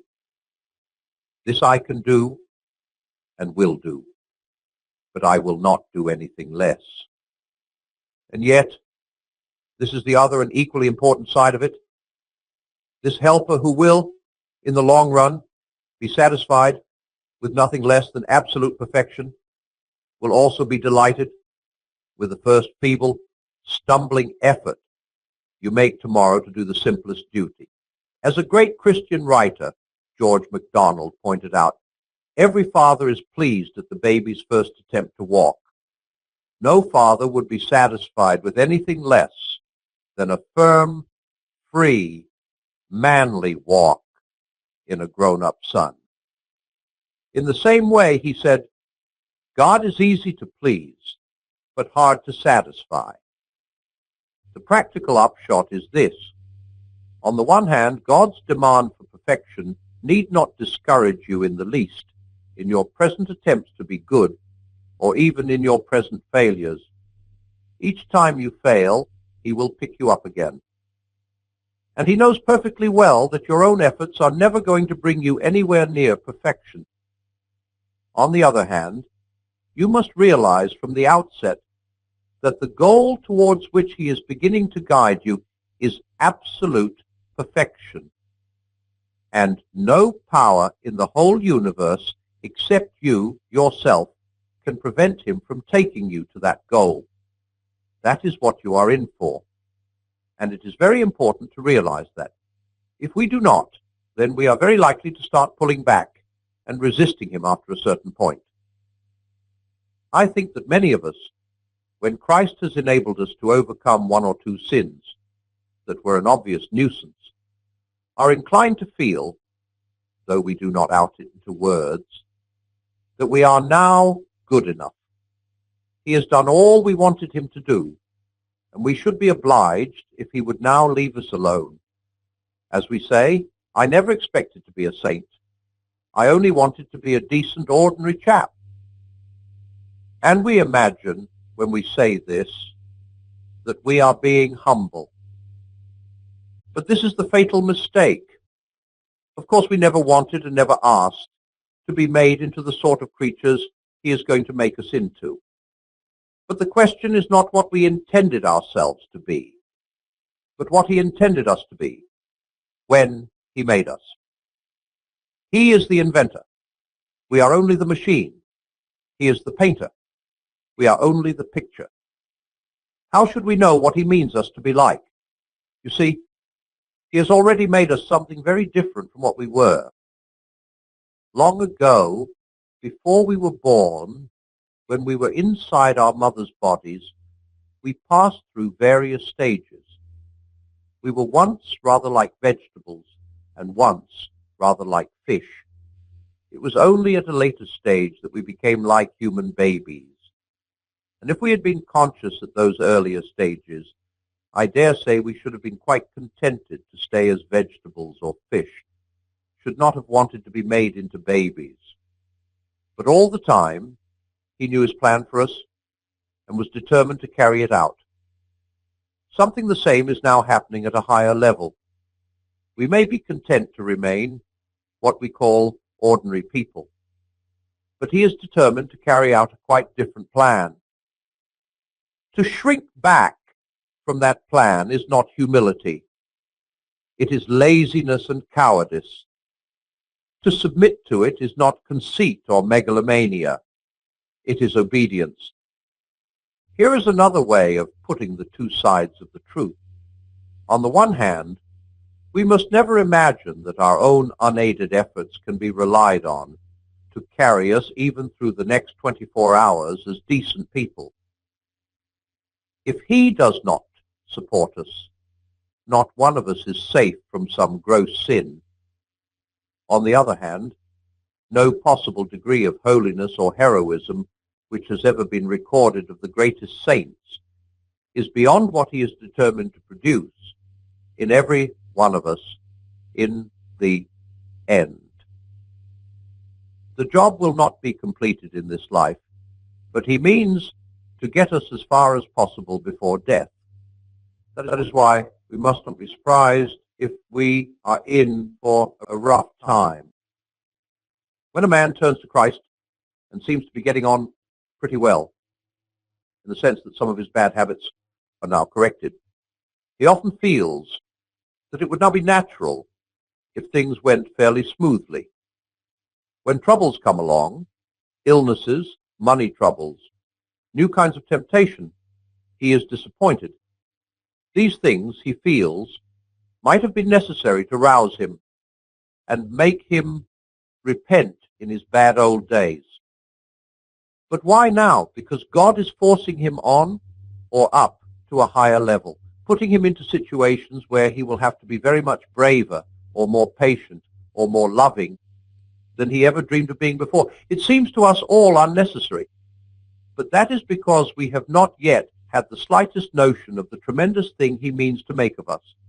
I find I must borrow yet another parable from George MacDonald. Imagine yourself as a living house. God comes in to rebuild that house. At first, perhaps, you can understand what he is doing. He is getting the drains right and stopping the leaks in the roof and so on. You knew that those jobs needed doing, and so you are not surprised. But presently, he starts knocking the house about in a way that hurts abominably and does not seem to make sense. What on earth is he up to? The explanation is that he is building quite a different house from the one you thought of. Throwing out a new wing here, putting on an extra floor there, running up towers, making courtyards. You thought you were going to be made into a decent little cottage, but he is building a palace. He intends to come and live in it himself. The command, "Be ye perfect," is not idealistic gas, nor is it a command to do the impossible. He is going to make us into creatures that can obey that command. He said in the Bible that we were gods, and he is going to make good his words. If we let him, for we can prevent him, if we choose, he will make the feeblest and filthiest of us into a god or goddess, a dazzling, radiant, immortal creature, pulsating all through with such energy and joy and wisdom and love as we cannot now imagine. A bright, stainless mirror which reflects back to God perfectly, though of course on a smaller scale, his own boundless power and delight and goodness. The process will be long and in parts very painful, but that is what we are in for, nothing less. He meant what he said.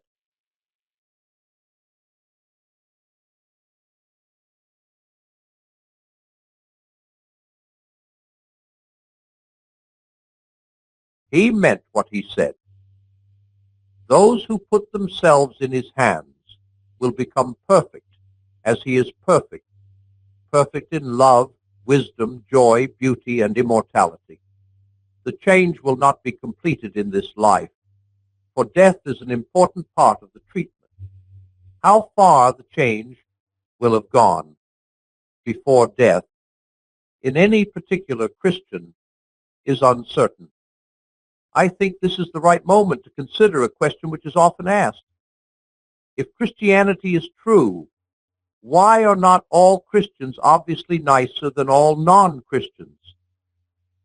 What lies behind that question is partly something very reasonable and partly something that is not reasonable at all. The reasonable part is this: if conversion to Christianity makes no improvement in a man's outward actions, if he continues to be just as snobbish or spiteful or envious or ambitious as he was before, then I think we must suspect that his conversion was largely imaginary, and matter one's original conversion every time one thinks one has made an advance. That is the test to apply. Fine feelings, new insights, greater interest in religion mean nothing unless they make our actual behavior better. Just as in an illness, feeling better is not much good if the thermometer shows that your temperature is still going up. In that sense, the outer world is quite right to judge Christianity by its results. Christ told us to judge by results. A tree is known by its fruit, or as we say, the proof of the pudding is in the eating. When we Christians behave badly, or fail to behave well, we are making Christianity unbelievable to the outside world. The wartime posters told us that careless talk costs lives. It is equally true that careless lives cost talk. Our careless lives set the outer world talking, and we give them grounds for talking in a way that throws doubt on the truth of Christianity itself. But there is another way of demanding results, in which the outer world may be quite illogical. They may demand not merely that each man's life should improve if he becomes a Christian. They may also demand, before they believe in Christianity, that they should see the whole world neatly divided into two camps, Christian and non-Christian, and that all the people in the first camp at any given moment should be obviously nicer than all the people in the second. This is unreasonable on several grounds. In the first place, the situation in the actual world is much more complicated than that. The world does not consist of 100% Christians and 100% non-Christians. There are people, a great many of them, who are slowly ceasing to be Christians, but who still call themselves by that name. Some of them are clergymen. There are other people who are slowly becoming Christians, though they do not yet call themselves so. There are people who do not accept the full Christian doctrine about Christ, but who are so strongly attracted by him that they are his in a much deeper sense than they themselves understand.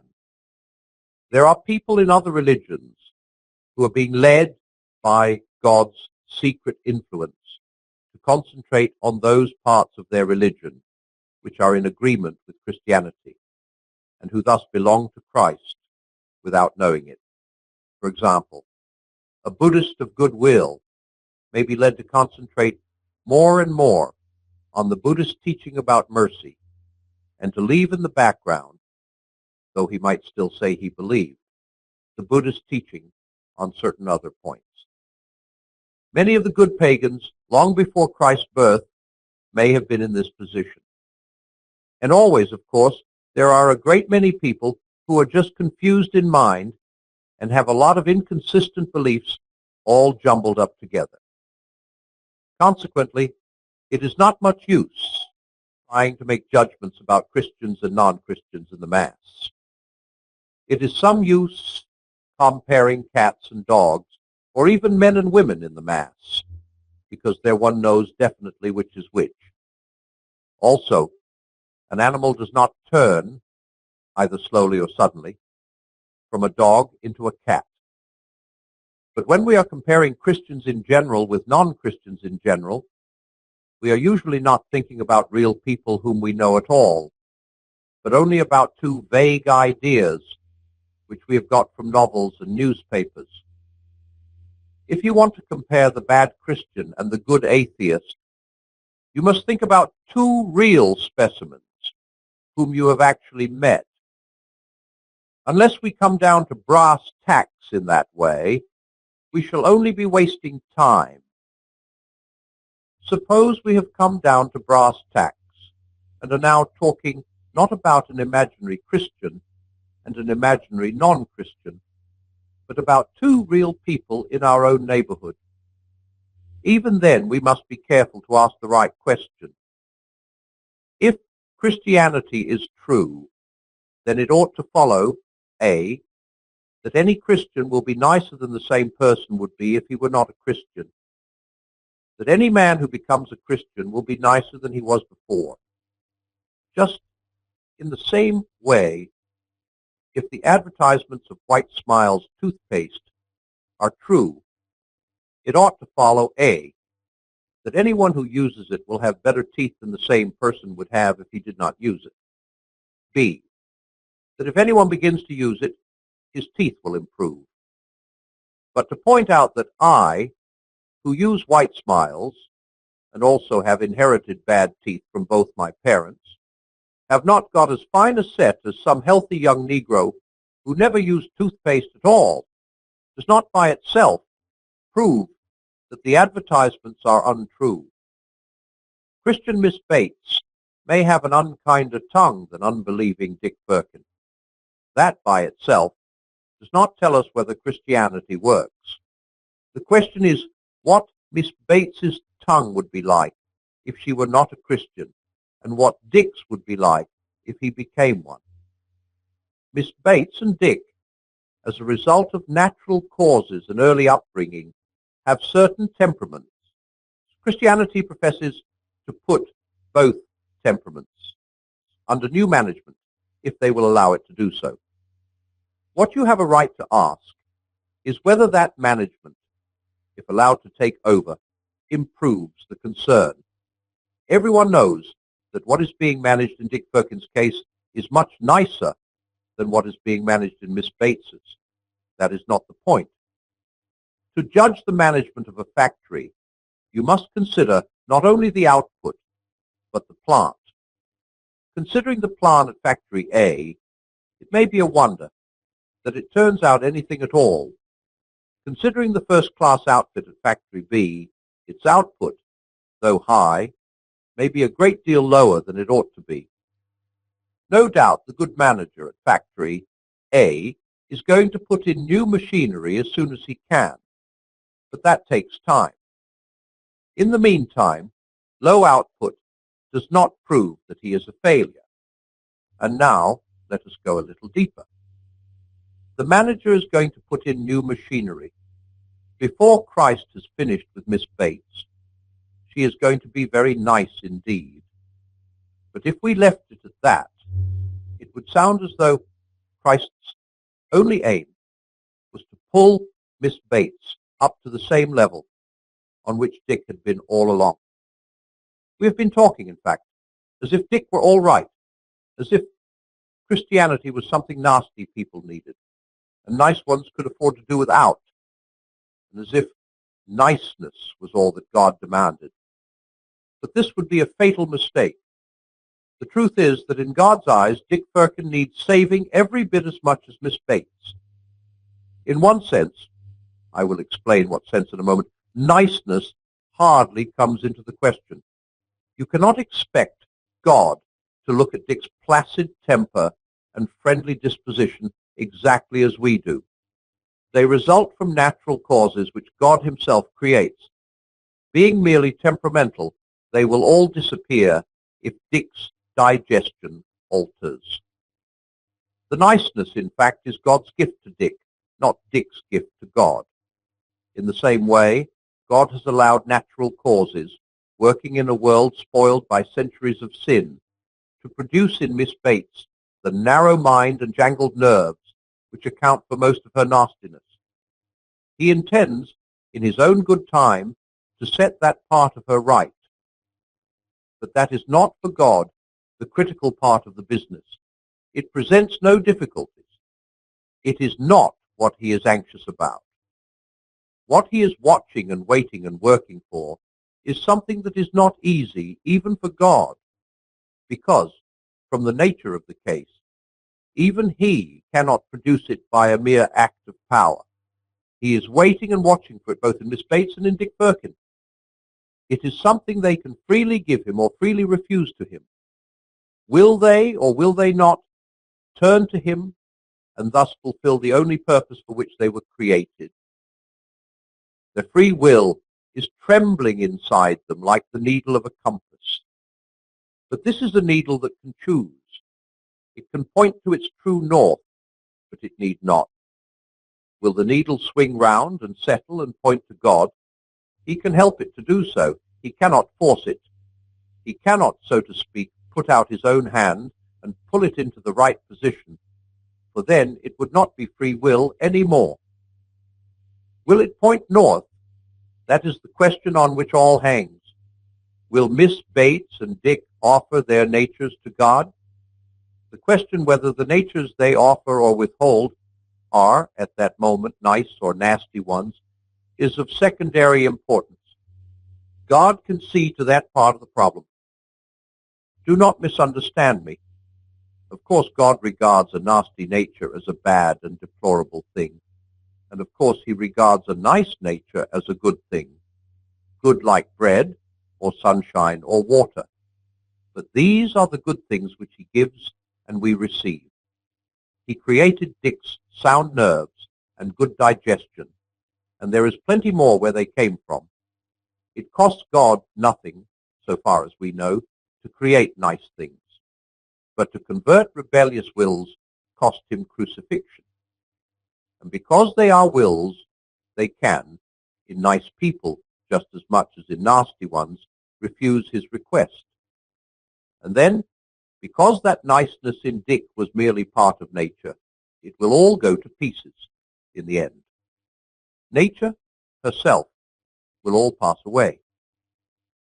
Natural causes come together in Dick to make a pleasant chronological pattern, just as they come together in a sunset to make a pleasant pattern of colors.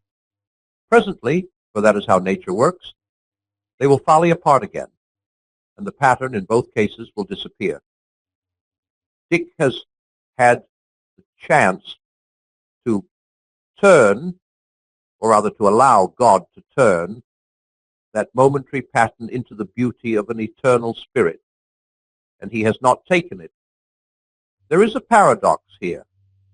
As long as Dick does not turn to God, he thinks his niceness is his own, and just as long as he thinks that, it is not his own. It is when Dick realizes that his niceness is not his own, but a gift from God, and when he offers it back to God, it is just then that it begins to be really his own. For now, Dick is beginning to take a share in his own creation. The only things we can keep are the things we freely give to God. What we try to keep for ourselves is just what we are sure to lose. We must, Therefore, not be surprised if we find among the Christians some people who are still nasty. There is even, when you come to think it over, a reason why nasty people might be expected to turn to Christ in greater numbers than nice ones. That was what people objected to about Christ during his life on earth. He seemed to attract such awful people. That is what people still object to and always will. Do you not see why? Christ said, "Blessed are the poor," and how hard it is for the rich to enter the kingdom. And no doubt he primarily meant the economically rich and economically poor. But do not his words also apply to another kind of riches and poverty? One of the dangers of having a lot of money is that you may be quite satisfied with the kinds of happiness money can give, and so fail to realize your need for God. If everything seems to come simply by signing checks, you may forget that you are at every moment totally dependent on God. Now, quite plainly, natural gifts carry with them a similar danger. If you have sound nerves and intelligence and health and popularity and a good upbringing, you are likely to be quite satisfied with your character as it is. Why drag God into it, you may ask? A certain level of good conduct comes fairly easily to you. You are not one of those wretched creatures who are always being tripped up by sex or dipsomania or nervousness or bad temper. Everyone says you are a nice chap, and between ourselves you agree with them. You are quite likely to believe, Dial, all this niceness is your own doing. You may easily not feel the need for any better kind of goodness. Often people who have all these natural kinds of goodness cannot be brought to recognize their need for Christ at all until one day the natural goodness lets them down and their self-satisfaction is shattered. In other words, it is hard for those who are rich in this sense to enter the kingdom. It is very different for the nasty people, the little, low, timid, warped, thin-blooded, lonely people, or the passionate, sensual, unbalanced people. If they make any attempt at goodness at all, they learn in double quick time that they need help. It is Christ or nothing for them. It is taking up the cross and following, or else despair. They are the lost sheep. He came specially to find them. They are, in one very real and terrible sense, the poor. He blessed them.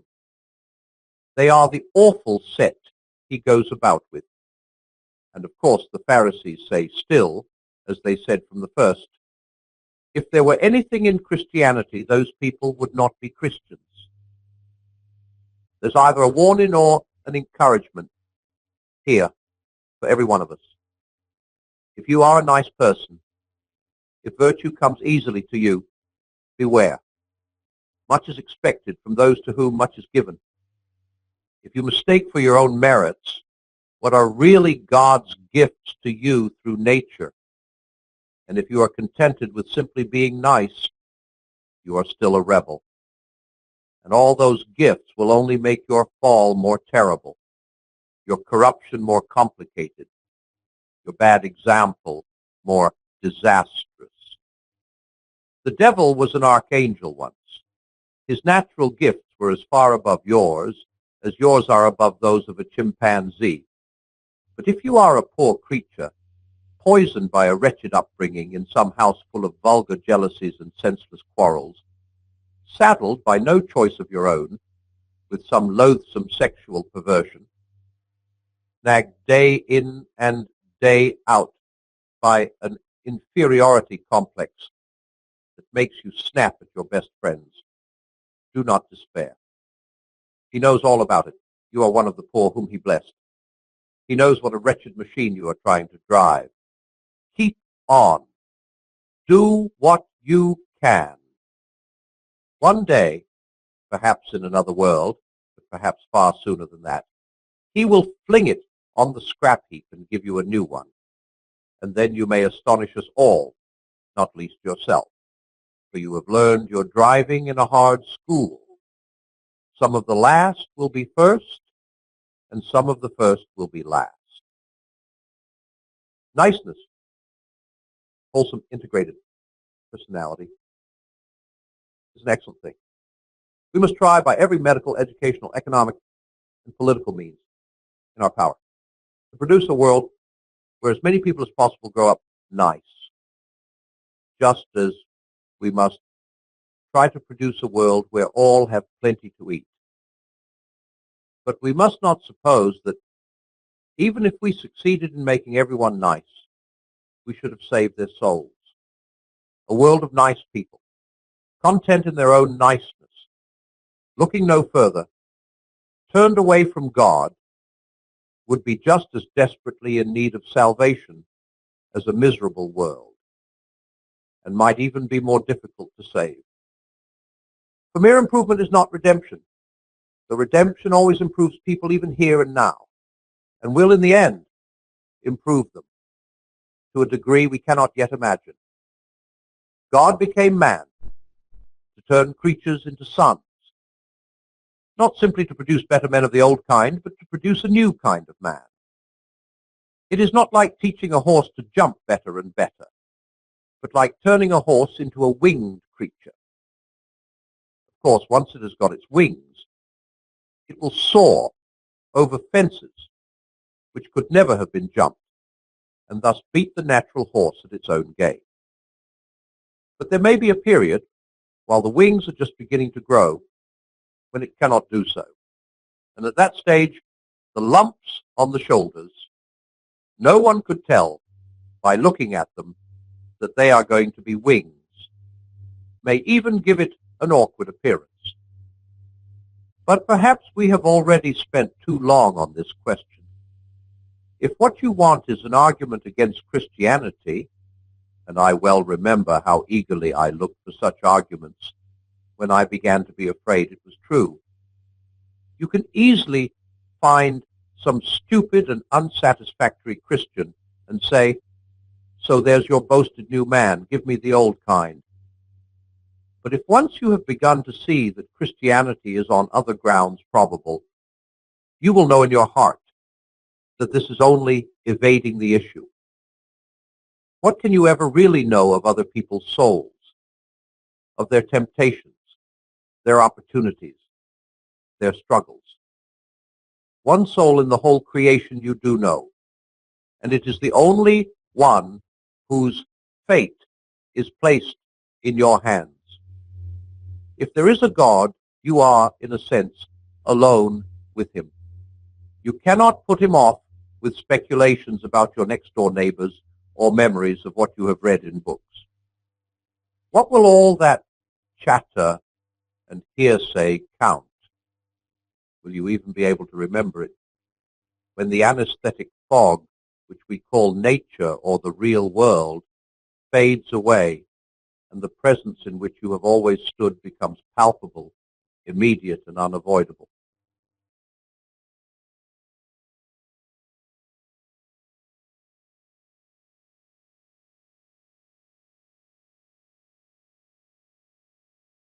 In the last chapter, I compared Christ's work of making new men to the process of turning a horse into a winged creature. I used that extreme example to emphasize the point that it is not mere improvement, but transformation. The nearest parallel to it in the world of nature is to be found in the remarkable transformations we can make in insects by applying certain rays to them. Some people think this is how evolution worked. The alterations in creatures on which it all depends may have been produced by rays coming from outer space. Of course, once the alterations are there, what they call natural selection gets to work on them, i.e., the useful alterations survive and the other ones get weeded out. Perhaps a modern man can understand the Christian idea best if he takes it in connection with evolution. Everyone now knows about evolution, though, of course, some educated people disbelieve it. Everyone has been told that man has evolved from lower types of life. Consequently, people often wonder, what is the next step? When is the thing beyond man going to appear? Imaginative writers sometimes try to picture this next step, the Superman, as they call him, but they usually only succeed in picturing someone a good deal nastier than man as we know him, and then try to make up for that by sticking on extra legs or arms. But supposing the next step was to be something even more different from the earlier steps than they ever dreamed of, and is it not very likely it would be? Thousands of centuries ago, huge, heavily armored creatures were evolved. If anyone had been watching the course of evolution at that time, they would probably have expected that it was going to go on to heavier and heavier armor. But they would have been wrong. The future had a card up its sleeve that nothing at that time would have led them to expect. It was going to spring on them little naked, unarmored animals that had better brains. And with those brains, they were going to master the whole planet. They were not merely going to have more power than the prehistoric monsters.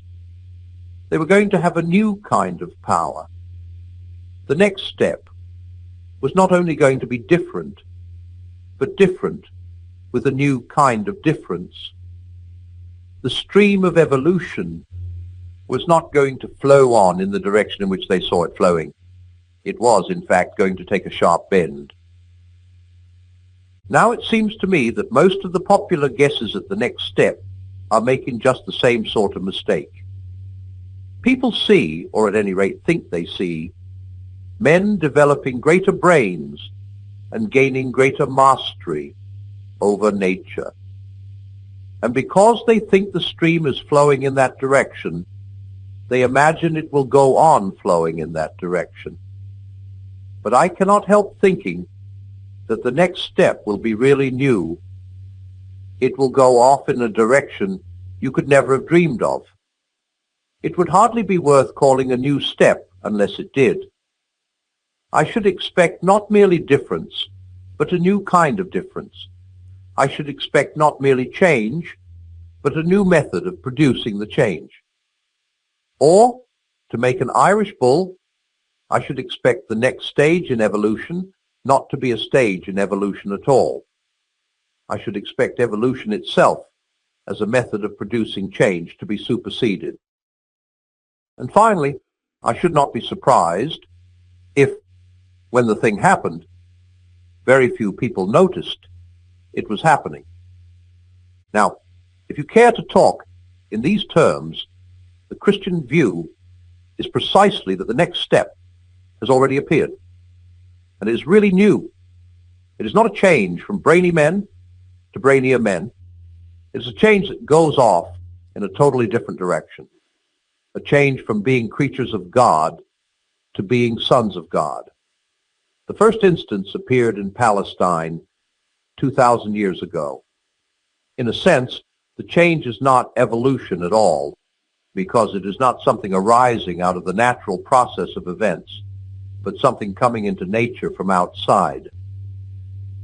But that is what I would expect. We arrived at our idea of evolution from studying the past. If there are real novelties in store, then of course our idea, based on the past, will not really cover them. And in fact, this new step differs from all previous ones, not only in coming from outside nature, but in several other ways as well. 1. It is not carried on by sexual reproduction. Need we be surprised at that? There was a time before sex had appeared. Development used to go on by different methods. Consequently, we might have expected that there would come a time when sex disappeared, or else, which is what is actually happening, a time when sex, though it continued to exist, ceased to be the main channel of development. 2. At the earlier stages, living organisms had either no choice or very little choice about taking the new step. Progress was, in the main, something that happened to them, not something they did. But the new step, the step from being creatures to being sons, is voluntary. At least voluntary in one sense. It is not voluntary in the sense that we of ourselves could have chosen to take it or could even have imagined it.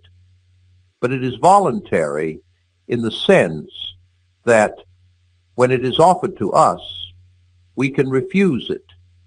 We can, if we please, shrink back. We can dig in our heels and let the new humanity go on without us. 3. I have called Christ the first instance of the new man. But of course, he is something much more than that. He is not merely a new man, one specimen of the species, but the new man. He is the origin and center and life of all the new men. He came into the created universe of his own will, bringing with him the Zoe, the new life. I mean new to us, of course. In its own place, Zoe has existed forever and ever. And he transmits it, not by heredity, but by what I have called good infection.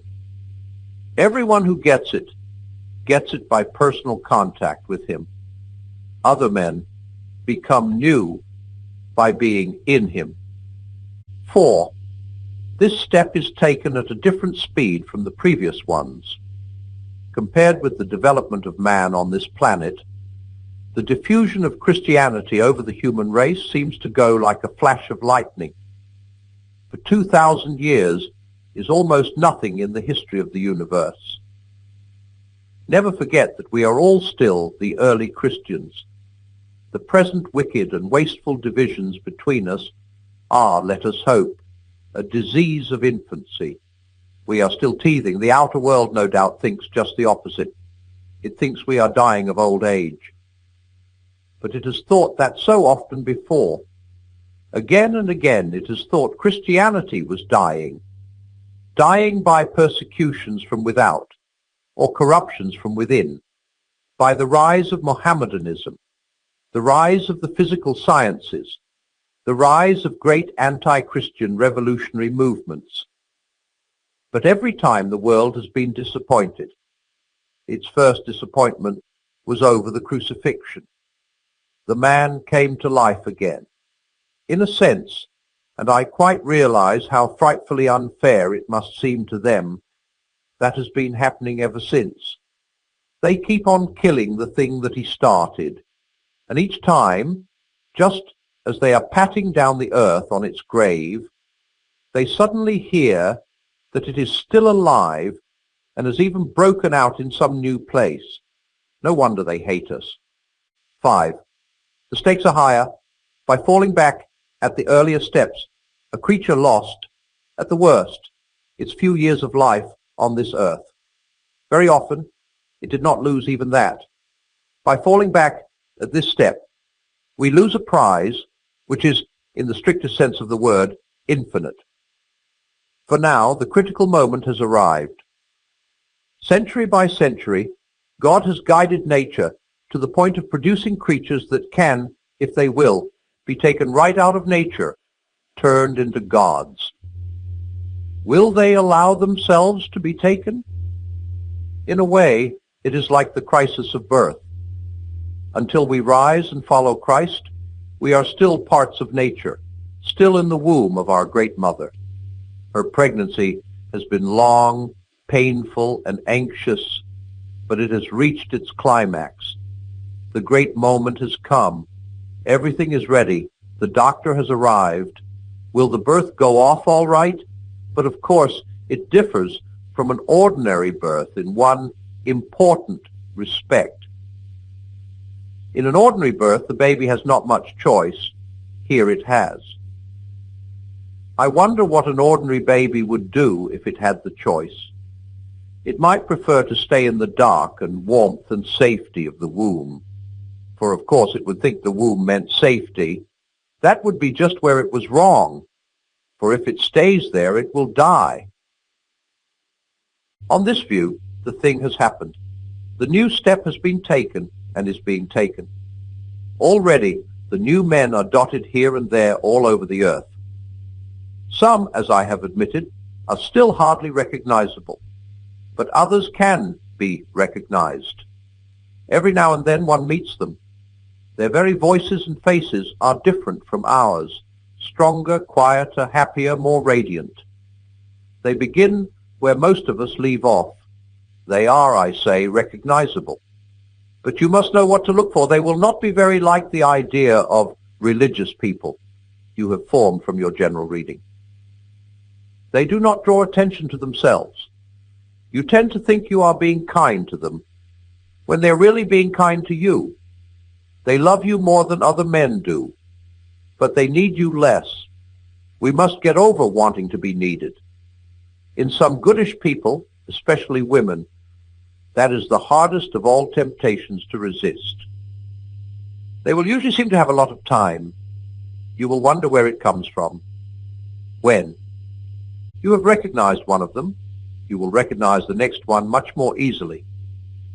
And I strongly suspect, but how should I know, that they recognize one another immediately and infallibly, across every barrier of color, sex, class, age, and even of creeds. In that way, becoming holy is rather like joining a secret society. To put it at the very lowest, it must be great fun. But you must not imagine that the new men are, in the ordinary sense, all alike. A good deal of what I've been saying in this last book might make you suppose that was bound to be so. To become new men means losing what we now call ourselves. Out of ourselves into Christ we must go. His will is to become ours, and we are to think his thoughts, to have the mind of Christ, as the Bible says. And if Christ is one, and if he is thus to be in us all, shall we not be exactly the same? It certainly sounds like it, but in fact, it is not so. It is difficult here to get a good illustration, because of course, no other two things are related to each other, just as the Creator is related to one of his creatures. But I will try two very imperfect illustrations, which may give a hint of the truth. Imagine a lot of people who have always lived in the dark. You come and try to describe to them what light is like. You might tell them that if they come into the light, that same light would fall on them all, and they would all reflect it, and thus become what we call visible. Is it not quite possible that they would imagine that since they were all receiving the same light and all reacting to it in the same way, all reflecting it, they would all look alike, whereas you and I know that the light will in fact bring out or show up how different they are? Or again, suppose a person who knew nothing about salt. You give him a pinch to taste, and he experiences a particular strong, sharp taste. You then tell him that in your country people use salt in all their cookery. Might he not reply, in that case, I suppose all your dishes taste exactly the same? Because the taste of that stuff you have just given me is so strong that it will kill the taste of everything else. But you and I know that the real effect of salt is exactly the opposite. So far from killing the taste of the egg and the tripe and the cabbage, it actually brings it out. They do not show their real taste until you have added the salt. Of course, as I warned you, this is not really a very good illustration, because you can, after all, kill the other tastes by putting in too much salt, whereas you cannot kill the taste of a human personality by putting in too much Christ. I am doing the best I can. It is something like that with Christ and us. The more we get what we now call ourselves out of the way and let him take us over, the more truly ourselves, we become. There is so much of him that millions and millions of little Christs, all different, will still be too few to express him fully. He made them all. He invented, as an author invents characters in a novel, all the different men that you and I were intended to be. In that sense, our real selves are all waiting for us in him. It is no good trying to be myself without him. The more I resist him and try to live on my own, the more I become dominated by my own heredity and upbringing and surroundings and natural desires. In fact, what I so proudly call myself becomes merely the meeting place for trains of events which I never started and which I cannot stop. What I call my wishes become merely the desires thrown up by my physical organism, or pumped into me by other men's thoughts, or even suggested to me by devils. Eggs and alcohol and a good night's sleep will be the real origins of what I flatter myself by regarding as my own highly personal and discriminating decision to make love to the girl opposite me in the railway carriage. Propaganda will be the real origin of what I regard as my own personal political ideals. I am not, in my natural state, nearly as much of a person as I like to believe. Most of what I call me can be very easily explained. It is when I turn to Christ, when I give myself up to his personality, that I first begin to have a real personality of my own. At the beginning, I said there were personalities in God. I will go further now. There are no real personalities anywhere else.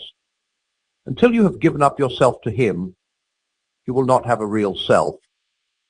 Sameness is to be found most among the most natural men, not among those who surrender to Christ. How monotonously alike all the great tyrants and conquerors have been. How gloriously different are the saints. But there must be a real giving up of the self. You must throw it away blindly, so to speak. Christ will indeed give you a real personality, but you must not go to him for the sake of that. As long as your own personality is what you are bothering about, you are not going to him at all. The very first step is to try to forget about the self altogether. Your real new self, which is Christ's and also yours, and yours just because it is his, will not come as long as you are looking for it. It will come when you are looking for him. Does that sound strange? The same principle holds, you know, for more everyday matters. Even in social life, you will never make a good impression on other people until you stop thinking about what sort of impression you are making. Even in literature and art, no man who bothers about originality will ever be original. Whereas if you simply try to tell the truth without caring twopence how often it has been told before, you will, 9 times out of 10, become original without ever having noticed it. The principle runs through all life from top to bottom. Give up yourself, and you will find your real self. Lose your life, and you will save it. Submit to death, death of your ambitions and favorite wishes every day, and death of your whole body in the end. Submit with every fiber of your being, and you will find eternal life. Keep back nothing. Nothing that you have not given away will ever be really yours. Nothing in you that has not died will ever be raised from the dead. Look for yourself, and you will find in the long run only hatred, loneliness, despair, rage, ruin, and decay. But look for Christ, and you will find him, and with him everything else thrown in.